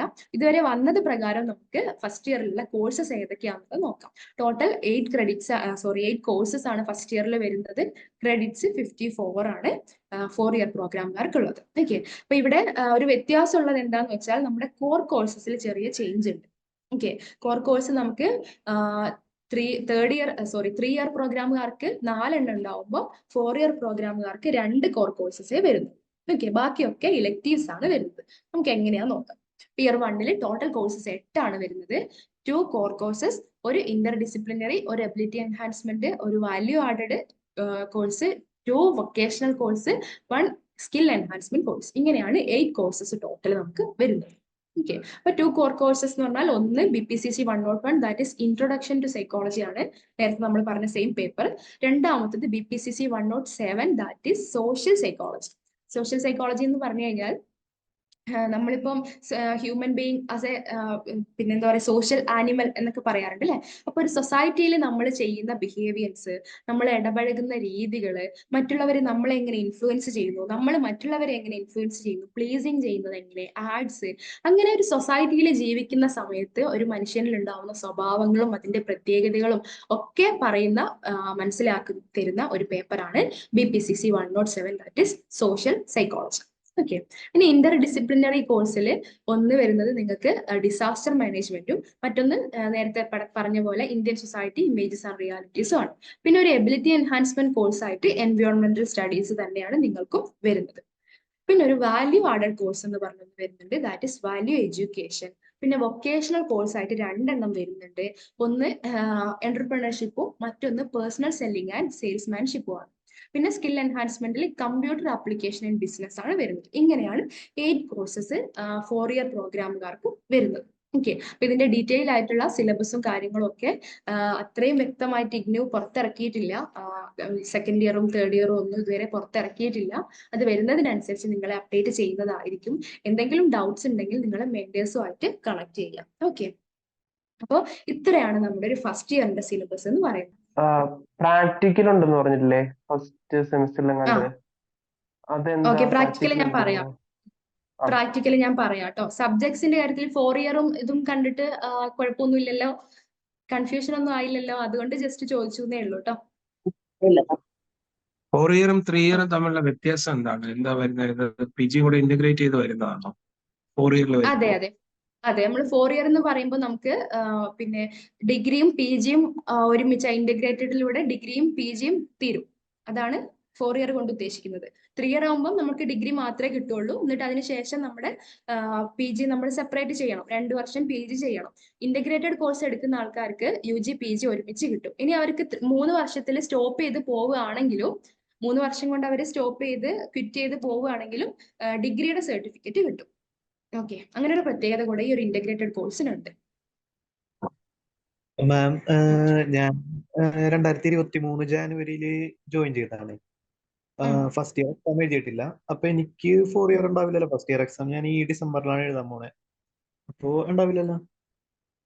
ഇല്ല ഇല്ല ഇല്ല ഇല്ല. നിങ്ങൾ ഇപ്പൊ തന്നെ ഈ ജൂലൈ 24 അഡ്മിഷൻ എടുത്തവർക്ക് തന്നെ 3 ഇയർ പ്രോഗ്രാം ആണ് ചൂസ് ചെയ്തെങ്കിൽ 3 വർഷം തന്നെ ഉണ്ടാവുള്ളൂ. 4 വർഷത്തിന് വേറെ തന്നെ നമ്മുടെ അതെ, നമ്മുടെ രജിസ്റ്റർ ചെയ്യുന്ന സമയത്ത് 4 ഇയർ പ്രോഗ്രാം ഇന്റഗ്രേറ്റഡ് കോഴ്സ് എന്നുള്ള രീതിയിൽ തന്നെ നമ്മൾ BA-FPC അതിന്റെ കോഡ് തന്നെ മാറ്റമുണ്ട്. അത്തരത്തിലാണ് നമ്മൾ രജിസ്റ്റർ ചെയ്യുന്നുണ്ടാവുക. മാഡം, മറ്റേ 4 ഇയർ കോഴ്സ് എടുക്കുമ്പോൾ PGക്ക് വീണ്ടും 1 വർഷം കൂടി പഠിക്കേണ്ടി വരില്ലേ? അതോ 4 ഇയർ കഴിഞ്ഞാൽ PG സർട്ടിഫിക്കറ്റ് അടക്കമാണോ കിട്ടുക? അങ്ങനെയാണ് നമുക്ക് കിട്ടുക. നമ്മളെ രണ്ടും കൂടെ ഒരുമിച്ചാണ് നമുക്ക് കിട്ടുന്നുണ്ടാവുക. പിന്നെ സ്പെഷ്യലൈസേഷനും കാര്യങ്ങളൊക്കെ ഉണ്ടാവും. ഏതെങ്കിലുമൊക്കെ സ്പെഷ്യലൈസേഷൻ ഒക്കെ വരുന്നുണ്ടെങ്കിൽ അതൊക്കെ ഉണ്ടാവും. BA-FPC എന്ന് പറയുന്ന ആ കോഡിൽ രജിസ്റ്റർ ചെയ്തവർക്ക് ഇതേ ട്രെയിനിങ് തന്നെ ഇവിടെ അവൈലബിൾ ആണല്ലോ അല്ലേ? അത് കുറച്ച് ക്ലാരിറ്റി കുറവുണ്ടായിരുന്നു. ഇല്ല, തീർച്ചയായിട്ടും നമുക്ക് അധികം സ്റ്റുഡൻസ് ഇല്ല, അതുകൊണ്ടാണ് ഡീറ്റെയിൽ ആയിട്ട് പറയാണ്ടിരുന്നത്. നമുക്ക് സെയിം പിന്നെ എല്ലാ കാര്യങ്ങളും സർവീസസും കാര്യങ്ങളും ഒക്കെ സെയിം ആയിട്ട് തന്നെ അവർക്ക് ഉണ്ടാവും, ഒരു വ്യത്യാസവും ഇല്ല. ഓക്കെ. ഓക്കെ, ഇനി നമുക്ക് അസൈൻമെന്റ്സും കാര്യങ്ങളും കൂടെ ഒന്ന് നോക്കാം കേട്ടോ. ബാക്കിയുള്ള നമ്മുടെ പ്രോഗ്രാം കംപ്ലീഷൻ റിക്വയർമെന്റ്സ് കൂടെ ഒന്ന് നോക്കാം. ഓക്കെ, അപ്പൊ നമുക്ക് പ്രോഗ്രാം കംപ്ലീഷൻ റിക്വയർമെന്റ്സ് എന്താണെന്നുള്ളത് നോക്കാം. അപ്പം 4 കാര്യങ്ങളാണ് നമ്മൾ മെയിൻ ആയിട്ട് ശ്രദ്ധിക്കേണ്ടത്. ഒന്ന് അറ്റൻഡൻസ്, പിന്നെ ഒന്ന് അസൈൻമെന്റ്സ്, ടേം ആൻഡ് എക്സാംസ്, നാലാമത്തത് പിന്നെ ഇവാലുവേഷൻ ആൻഡ് ഗ്രേഡിംഗ് ആണ്. അപ്പം അറ്റൻഡൻസ് കൊണ്ട് ഉദ്ദേശിക്കുന്നത് നമുക്ക് നമ്മുടെ യൂണിവേഴ്സിറ്റിയിലല്ല, നേരെ ഓക്കെ നമ്മുടെ റീജിയണൽ സെന്ററിലോ അല്ലെങ്കിൽ സ്റ്റഡി സെന്ററിലോ ആയിട്ട് നമുക്ക് ക്ലാസ്സുകൾ, കോണ്ടാക്ട് ക്ലാസ്സുകൾ നടക്കും. ഓക്കെ, അപ്പൊ ആ സമയത്ത് നിങ്ങൾ നിർബന്ധമായിട്ടും അവിടെ പോയിട്ട് അറ്റൻഡ് ചെയ്യേണ്ടതായിട്ടുണ്ട്. പിന്നെ അടുത്ത കാര്യം പ്രാക്ടിക്കൽസ് ആണ്. പ്രാക്ടിക്കലിന് നമുക്ക് 100% അറ്റൻഡൻസ് നിർബന്ധമാണ്. ഓക്കെ, അതാണ് അറ്റൻഡൻസിൽ നമ്മൾ വരേണ്ടത്. പിന്നെ രണ്ടാമത്തത് അസൈൻമെന്റ്സ് ആണ്. നമുക്ക് 8 പേപ്പേഴ്സ് ഉണ്ടെങ്കിൽ ആ 8 പേപ്പേഴ്സിനും അസൈൻമെന്റ്സ് നമ്മൾ എഴുതേണ്ടതായിട്ടുണ്ട്. പിന്നെ ടേം ആൻഡ് എക്സാം ജൂലൈക്കാർക്ക് ഇനി കമ്മിങ് ജൂണിലായിരിക്കും എക്സാം വരുന്നുണ്ടാവുക. ഓക്കെ, അപ്പൊ നമുക്ക് ഓരോന്നും നോക്കാം. മാം ഇപ്പൊ എക്സാമിന്റെ കാര്യം പറഞ്ഞില്ലേ, ജൂണിന്റെ, അതൊന്നും കൂടി പറയാമോ? ഓക്കെ, പറയാം ഡീറ്റെയിൽ ആയിട്ട് പറയാം കേട്ടോ. ലാസ്റ്റ് നമുക്ക് കഴിഞ്ഞിട്ട് നിങ്ങൾ ചോദിക്കൂ കേട്ടോ. ഓക്കെ, മാം അപ്പൊ നിങ്ങൾക്ക് ആദ്യം ഉള്ളത് സ്റ്റഡി മെറ്റീരിയൽസ് ആണ്. അത് 2 ടൈപ്സ് ഓഫ് ആയിട്ട് വരുന്നുണ്ട്. ഒന്ന് തിയറി കോമ്പണൻസും മറ്റൊന്ന് പ്രാക്ടിക്കൽ കോമ്പണൻസും. ഇങ്ങനെയാണ് നമ്മുടെ സ്റ്റഡി മെറ്റീരിയൽസ് വരുന്നത്. തിയറി കോമ്പണൻസ് നമ്മൾ ഈ പറഞ്ഞ 8 പേപ്പേഴ്സ് അല്ലെ, കുറെ പേപ്പേഴ്സ് നമ്മൾ പറഞ്ഞിട്ടുണ്ട്, അതാണ് നമുക്ക് വരുന്നത്. പിന്നെ പ്രാക്ടിക്കൽ കോമ്പണൻസിൽ അതിൽ 2 എണ്ണം, ഫസ്റ്റ് ഇയറിന്റെ കാര്യം പറയുകയാണെങ്കിൽ 2 എണ്ണം നമുക്ക് വരുന്നുണ്ട്. ഈ അറ്റൻഡൻസ് കോമ്പണന്റ് എന്ന് പറയുന്നത് ഇഗ്നോയുടെ ഇത് കോണ്ടാക്ട് ക്ലാസ്സസിൽ അറ്റൻഡ് ചെയ്യുന്നതിന്റെ കാര്യമല്ലേ പറയുന്നത്? അതെ, അതാണ് കോണ്ടാക്ട് ക്ലാസ്സസും അതുപോലെ പ്രാക്ടിക്കൽസും അറ്റൻഡ് ചെയ്യുന്ന കാര്യമാണ്. ഓക്കെ, ഇത് കംപ്ലീറ്റ് ചെയ്തതിനു ശേഷം നമുക്ക് ഡീറ്റെയിൽ ആയിട്ട് പറയാം കേട്ടോ. അപ്പൊ ഫസ്റ്റ് തിയറി കോമ്പണന്റിൽ നമ്മൾ ഫസ്റ്റ് ആദ്യം ചെയ്യേണ്ടത് നമ്മുടെ അസൈൻമെന്റ്സ് കറക്റ്റ് സമയത്ത് സബ്മിറ്റ് ചെയ്യുക എന്നുള്ളതാണ്. അപ്പോൾ 8 സബ്ജക്ട് നിങ്ങൾക്ക് ഉണ്ടെങ്കിൽ 8 അസൈൻമെന്റ് നിങ്ങൾ കംപ്ലീറ്റ് ചെയ്യാനുണ്ട്. ആ 8 സബ്ജക്റ്റിലും നമുക്ക് ചിലപ്പോൾ 2-3 അസൈൻമെന്റ്സ് എന്ന് പറഞ്ഞിട്ടാണ് ഉണ്ടാവുക. അസൈൻമെന്റ് 1, അസൈൻമെന്റ് 2 എന്ന് പറഞ്ഞിട്ടാണ് ഉണ്ടാവുക. അപ്പൊ അത് ഡ്യൂ ഡേറ്റിനകം തന്നെ സബ്മിറ്റ് ചെയ്യുക എന്നുള്ളതാണ് ആദ്യത്തെ കാര്യം. അപ്പൊ നിങ്ങളിപ്പം ജൂലൈക്കാരായതുകൊണ്ട് നിങ്ങൾക്ക് March 30 ആയിരിക്കും അസൈൻമെന്റിന്റെ ഡ്യൂ ഡേറ്റ് തരുന്നുണ്ടാവുക. ഓക്കെ, അപ്പൊ ആ സമയത്ത് നിങ്ങൾ കറക്റ്റ് ആയിട്ട് നമ്മുടെ സ്റ്റഡി സെന്ററിൽ കൊണ്ടുപോയിട്ട് സബ്മിറ്റ് ചെയ്യുക. എന്നിട്ട് അതിന്റെ ഒരു ചെയ്യുന്ന സമയത്ത് ഒരു കാര്യം ശ്രദ്ധിക്കേണ്ടത്, ഒരു ഡ്യൂപ്ലിക്കേറ്റ് കോപ്പി നിങ്ങൾ എടുത്തു വെക്കുക എന്നുള്ളതാണ്. ലൈക്ക് നമ്മളോട് ഫോട്ടോ കോപ്പി എടുത്ത് വെക്കാനാണ് പറയാറുള്ളത്. സാധാരണ ഫോട്ടോസ്റ്റാറ്റ് എടുത്ത് വെക്കാനാണ് അവർ പറയാറുള്ളത്. കാരണം അഥവാ എന്തെങ്കിലും കാരണം കൊണ്ട് അവരെ കയ്യിൽ നിന്ന് മിസ്സായി പോയാൽ പിന്നീട് നമുക്ക് രണ്ടാമതും ഇത് എഴുതേണ്ട ഒരു ആവശ്യം വരരുതല്ലോ. അതുകൊണ്ടാണ് അവർ തന്നെ നിങ്ങളടുത്ത് ഓൾറെഡി പറയുന്നത് ഒരു ഫോട്ടോ കോപ്പി എടുത്ത് കയ്യിൽ വെക്കുക എന്നുള്ളത്. അറ്റ്ലീസ്റ്റ് നിങ്ങൾ അതിന്റെ ഫോട്ടോ എടുത്തിട്ട് എല്ലാ പേപ്പേഴ്സിന്റെയും ഫോട്ടോ എടുത്തിട്ട് ഒരു PDF ആയിട്ട് ഫയൽ കീപ്പ് ചെയ്യുകയെങ്കിലും ചെയ്യാം. ഓക്കെ, പിന്നെ അതേപോലെ നിങ്ങൾ സബ്മിറ്റ് ചെയ്യുന്ന സമയത്ത് ഒരു അക്നോളജ്മെന്റ് റെസീപ്റ്റ് അവിടുന്ന് കിട്ടും, സ്റ്റഡി സെന്ററിൽ നിന്ന് കിട്ടും. ആ സമയത്ത് തന്നെ സബ്മിറ്റ് ചെയ്യുന്ന സമയത്ത് തന്നെ നമുക്ക് കിട്ടും. അത് കൈപ്പറ്റി വെക്കുക, കിട്ടി ബോധിച്ചു എന്നുള്ളതിന്റെ ഒരു തെളിവാണ്. അപ്പൊ അത് നമ്മൾ ശ്രദ്ധിക്കുക. ഇതാണ് അസൈൻമെന്റ് എഴുതുന്ന സമയത്ത് ശ്രദ്ധിക്കേണ്ടത്. ഒന്നാമത്തെ കാര്യം, കറക്റ്റ് ടൈമിൽ നിങ്ങൾ സബ്മിറ്റ് ചെയ്യുക. ഇല്ല എന്നുണ്ടെങ്കിൽ നമ്മുടെ ടൈമിനകം അവർ പറയുന്ന ഡേറ്റിൽ സബ്മിറ്റ് ചെയ്തിട്ടില്ലെങ്കിൽ അത് അവർ അക്സെപ്റ്റ് ചെയ്യില്ല. നമുക്ക് പിന്നെ ആ സബ്ജക്റ്റിന്റെ എക്സാം എഴുതാനും പറ്റില്ല. ലൈക്ക് ഇപ്പൊ നമ്മൾ ഇൻട്രൊഡക്ഷൻ ടു സൈക്കോളജിന്റെ അസൈൻമെന്റ് കംപ്ലീറ്റ് ആയില്ല, അത് സബ്മിറ്റ് ചെയ്തില്ല എന്നുണ്ടെങ്കിൽ ആ പേപ്പറിന്റെ എക്സാം എഴുതാൻ നമുക്ക് പറ്റില്ല. ഓക്കെ, അങ്ങനെയാണ് വരുന്നത്. ഇനി രണ്ടാമത്തത് get your evaluated assignment back എന്നുള്ളത്. TMA എന്നാണ് നമ്മൾ പറയാ, ട്യൂട്ടർ മാർക്ക്ഡ് അസൈൻമെന്റ്സ് അഥവാ TMA എന്നാണ് നമ്മൾ പറയാം. നമ്മൾ എഴുതിയിരിക്കുന്ന അസൈൻമെന്റ്സ്, കറക്റ്റ് ചെയ്തിട്ടുള്ള അസൈൻമെന്റ്സ് നമുക്ക് തിരിച്ചു വാങ്ങാനുള്ള ഒരു അവകാശമുണ്ട്. ഒരു 1 മന്തിനൊക്കെ ആകും. ഇപ്പൊ നമ്മളൊരു ഏപ്രിലൊക്കെയാണ് സബ്മിറ്റ് ചെയ്യുന്നത്, അല്ലെങ്കിൽ മാർച്ച് ലാസ്റ്റ് ഒക്കെയാണ് സബ്മിറ്റ് ചെയ്യുന്നതെങ്കിൽ ഏകദേശം ജൂണിൽ എക്സാം കഴിഞ്ഞ് ജൂലൈ ഒക്കെ ആകുമ്പോഴത്തേക്ക് തന്നെ, ജൂലൈ ലാസ്റ്റ് ഒക്കെ ആകുമ്പോൾ തന്നെ അവർ അതിന്റെ അസൈൻമെന്റ്സിന്റെ പിന്നെ ഇവാലുവേഷനും കാര്യങ്ങളൊക്കെ നടക്കും. അപ്പൊ ആ സമയത്ത് നമുക്ക് കൃത്യമായിട്ട് അതിന്റെ ആൻസറും കാര്യങ്ങളും ഒക്കെ കിട്ടും. അതുപോലെ എന്തെങ്കിലും നമുക്ക് പ്രോബ്ലം ഉണ്ടെങ്കിൽ അവർക്ക് മെയിൽ ചെയ്ത് കഴിഞ്ഞാൽ കമന്റ് ചെയ്ത മാർക്ക് ചെയ്ത അസൈൻമെന്റ് തിരിച്ച് നമുക്ക് കിട്ടാനുള്ള ഒരു അവകാശവും നമുക്കുണ്ട്. ഓക്കെ, അപ്പൊ ഇതിന്റെ ഒരു മാർക്ക് എന്ന് പറയുന്നത്, മിനിമം പാസ് മാർക്ക് എന്ന് പറയുന്നത് 35% ആണ്. ഓരോ അസൈൻമെന്റിനും 35% മാർക്ക് നമുക്ക് കിട്ടണം. ഓക്കെ, അപ്പൊ അത് പാസ് ചെയ്ത് കഴിഞ്ഞാൽ നമ്മൾ ആദ്യത്തെ കാര്യം അസൈൻമെന്റ് എന്ന് പറയുന്നത് ഒരു കടമ്പ കടന്നു. Thank you. ഇനി രണ്ടാമത്തത് 35% അസൈൻമെന്റിൽ കിട്ടിക്കഴിഞ്ഞാൽ നമ്മൾ ആ ഒരു അസൈൻമെന്റിൽ പാസ്സായി കഴിഞ്ഞു. ഇനി അത് കഴിഞ്ഞാൽ നമ്മൾ നേരെ പോകുന്നത് TEE അഥവാ ടേം ആൻഡ് എക്സാമിനേഷനിലേക്കാണ്. ഇനി ഈ അസൈൻമെന്റിൽ 35% കുറവാണെങ്കിൽ നമ്മൾ അടുത്ത ഇപ്പോൾ നിങ്ങൾ ഏപ്രിൽ 30 ആകുമ്പോൾ വെച്ചു, അല്ലെങ്കിൽ മാർച്ച് 30 ആകുമ്പോൾ വെച്ചു, അത് 35% കിട്ടിയില്ലെങ്കിൽ പിന്നെ നമ്മൾ അടുത്ത ഡിസംബർ സൈക്കിളിലേക്ക് അസൈൻമെന്റ് വീണ്ടും എഴുതേണ്ടി വരും. ഇനി നമുക്ക് കിട്ടിക്കഴിഞ്ഞാൽ അടുത്ത നമ്മുടെ എക്സാമിലേക്കാണ് പോകുന്നത്. എക്സാം ഏകദേശം ഒരു നിങ്ങൾക്ക് വരുന്നുണ്ടാവും ജൂണിൽ തന്നെ ആയിരിക്കും. ജൂൺ ഫസ്റ്റ് വീക്കിലൊക്കെ തുടങ്ങി കഴിഞ്ഞാൽ ജൂലൈ ഫസ്റ്റ് വീക്ക് ആകുമ്പോഴത്തേക്ക് തീരും. ആ രീതിയിലാണ് നമ്മുടെ എക്സാംസ് ഉണ്ടാവുക. ഇവിടെ നമ്മുടെ ഒരു പെർസെൻറ്റേജ് എന്ന് പറയുന്നത് 35% ആണ്. ഓക്കെ, അപ്പോൾ ഒരുമിച്ചാണ് ഇയർലി എക്സാം ആണ്. നമ്മൾ പറഞ്ഞു സെമസ്റ്റർ സിസ്റ്റം അല്ല, ഇയർ എക്സാം ആണ് നമുക്ക് വരുന്നത്. അപ്പം ഇയർ എക്സാമിൽ നമ്മൾ 35% കിട്ടിക്കഴിഞ്ഞാൽ നമ്മൾ പാസ്സായി.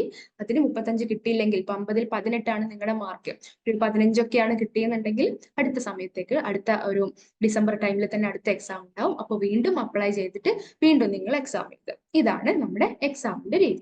അപ്പൊ അസൈൻമെന്റും കഴിഞ്ഞു, അതേപോലെ തന്നെ നമ്മുടെ എക്സാമും കഴിഞ്ഞു. പിന്നെ വരുന്നത് പ്രാക്ടിക്കൽ കോമ്പണന്റ് ആണ്.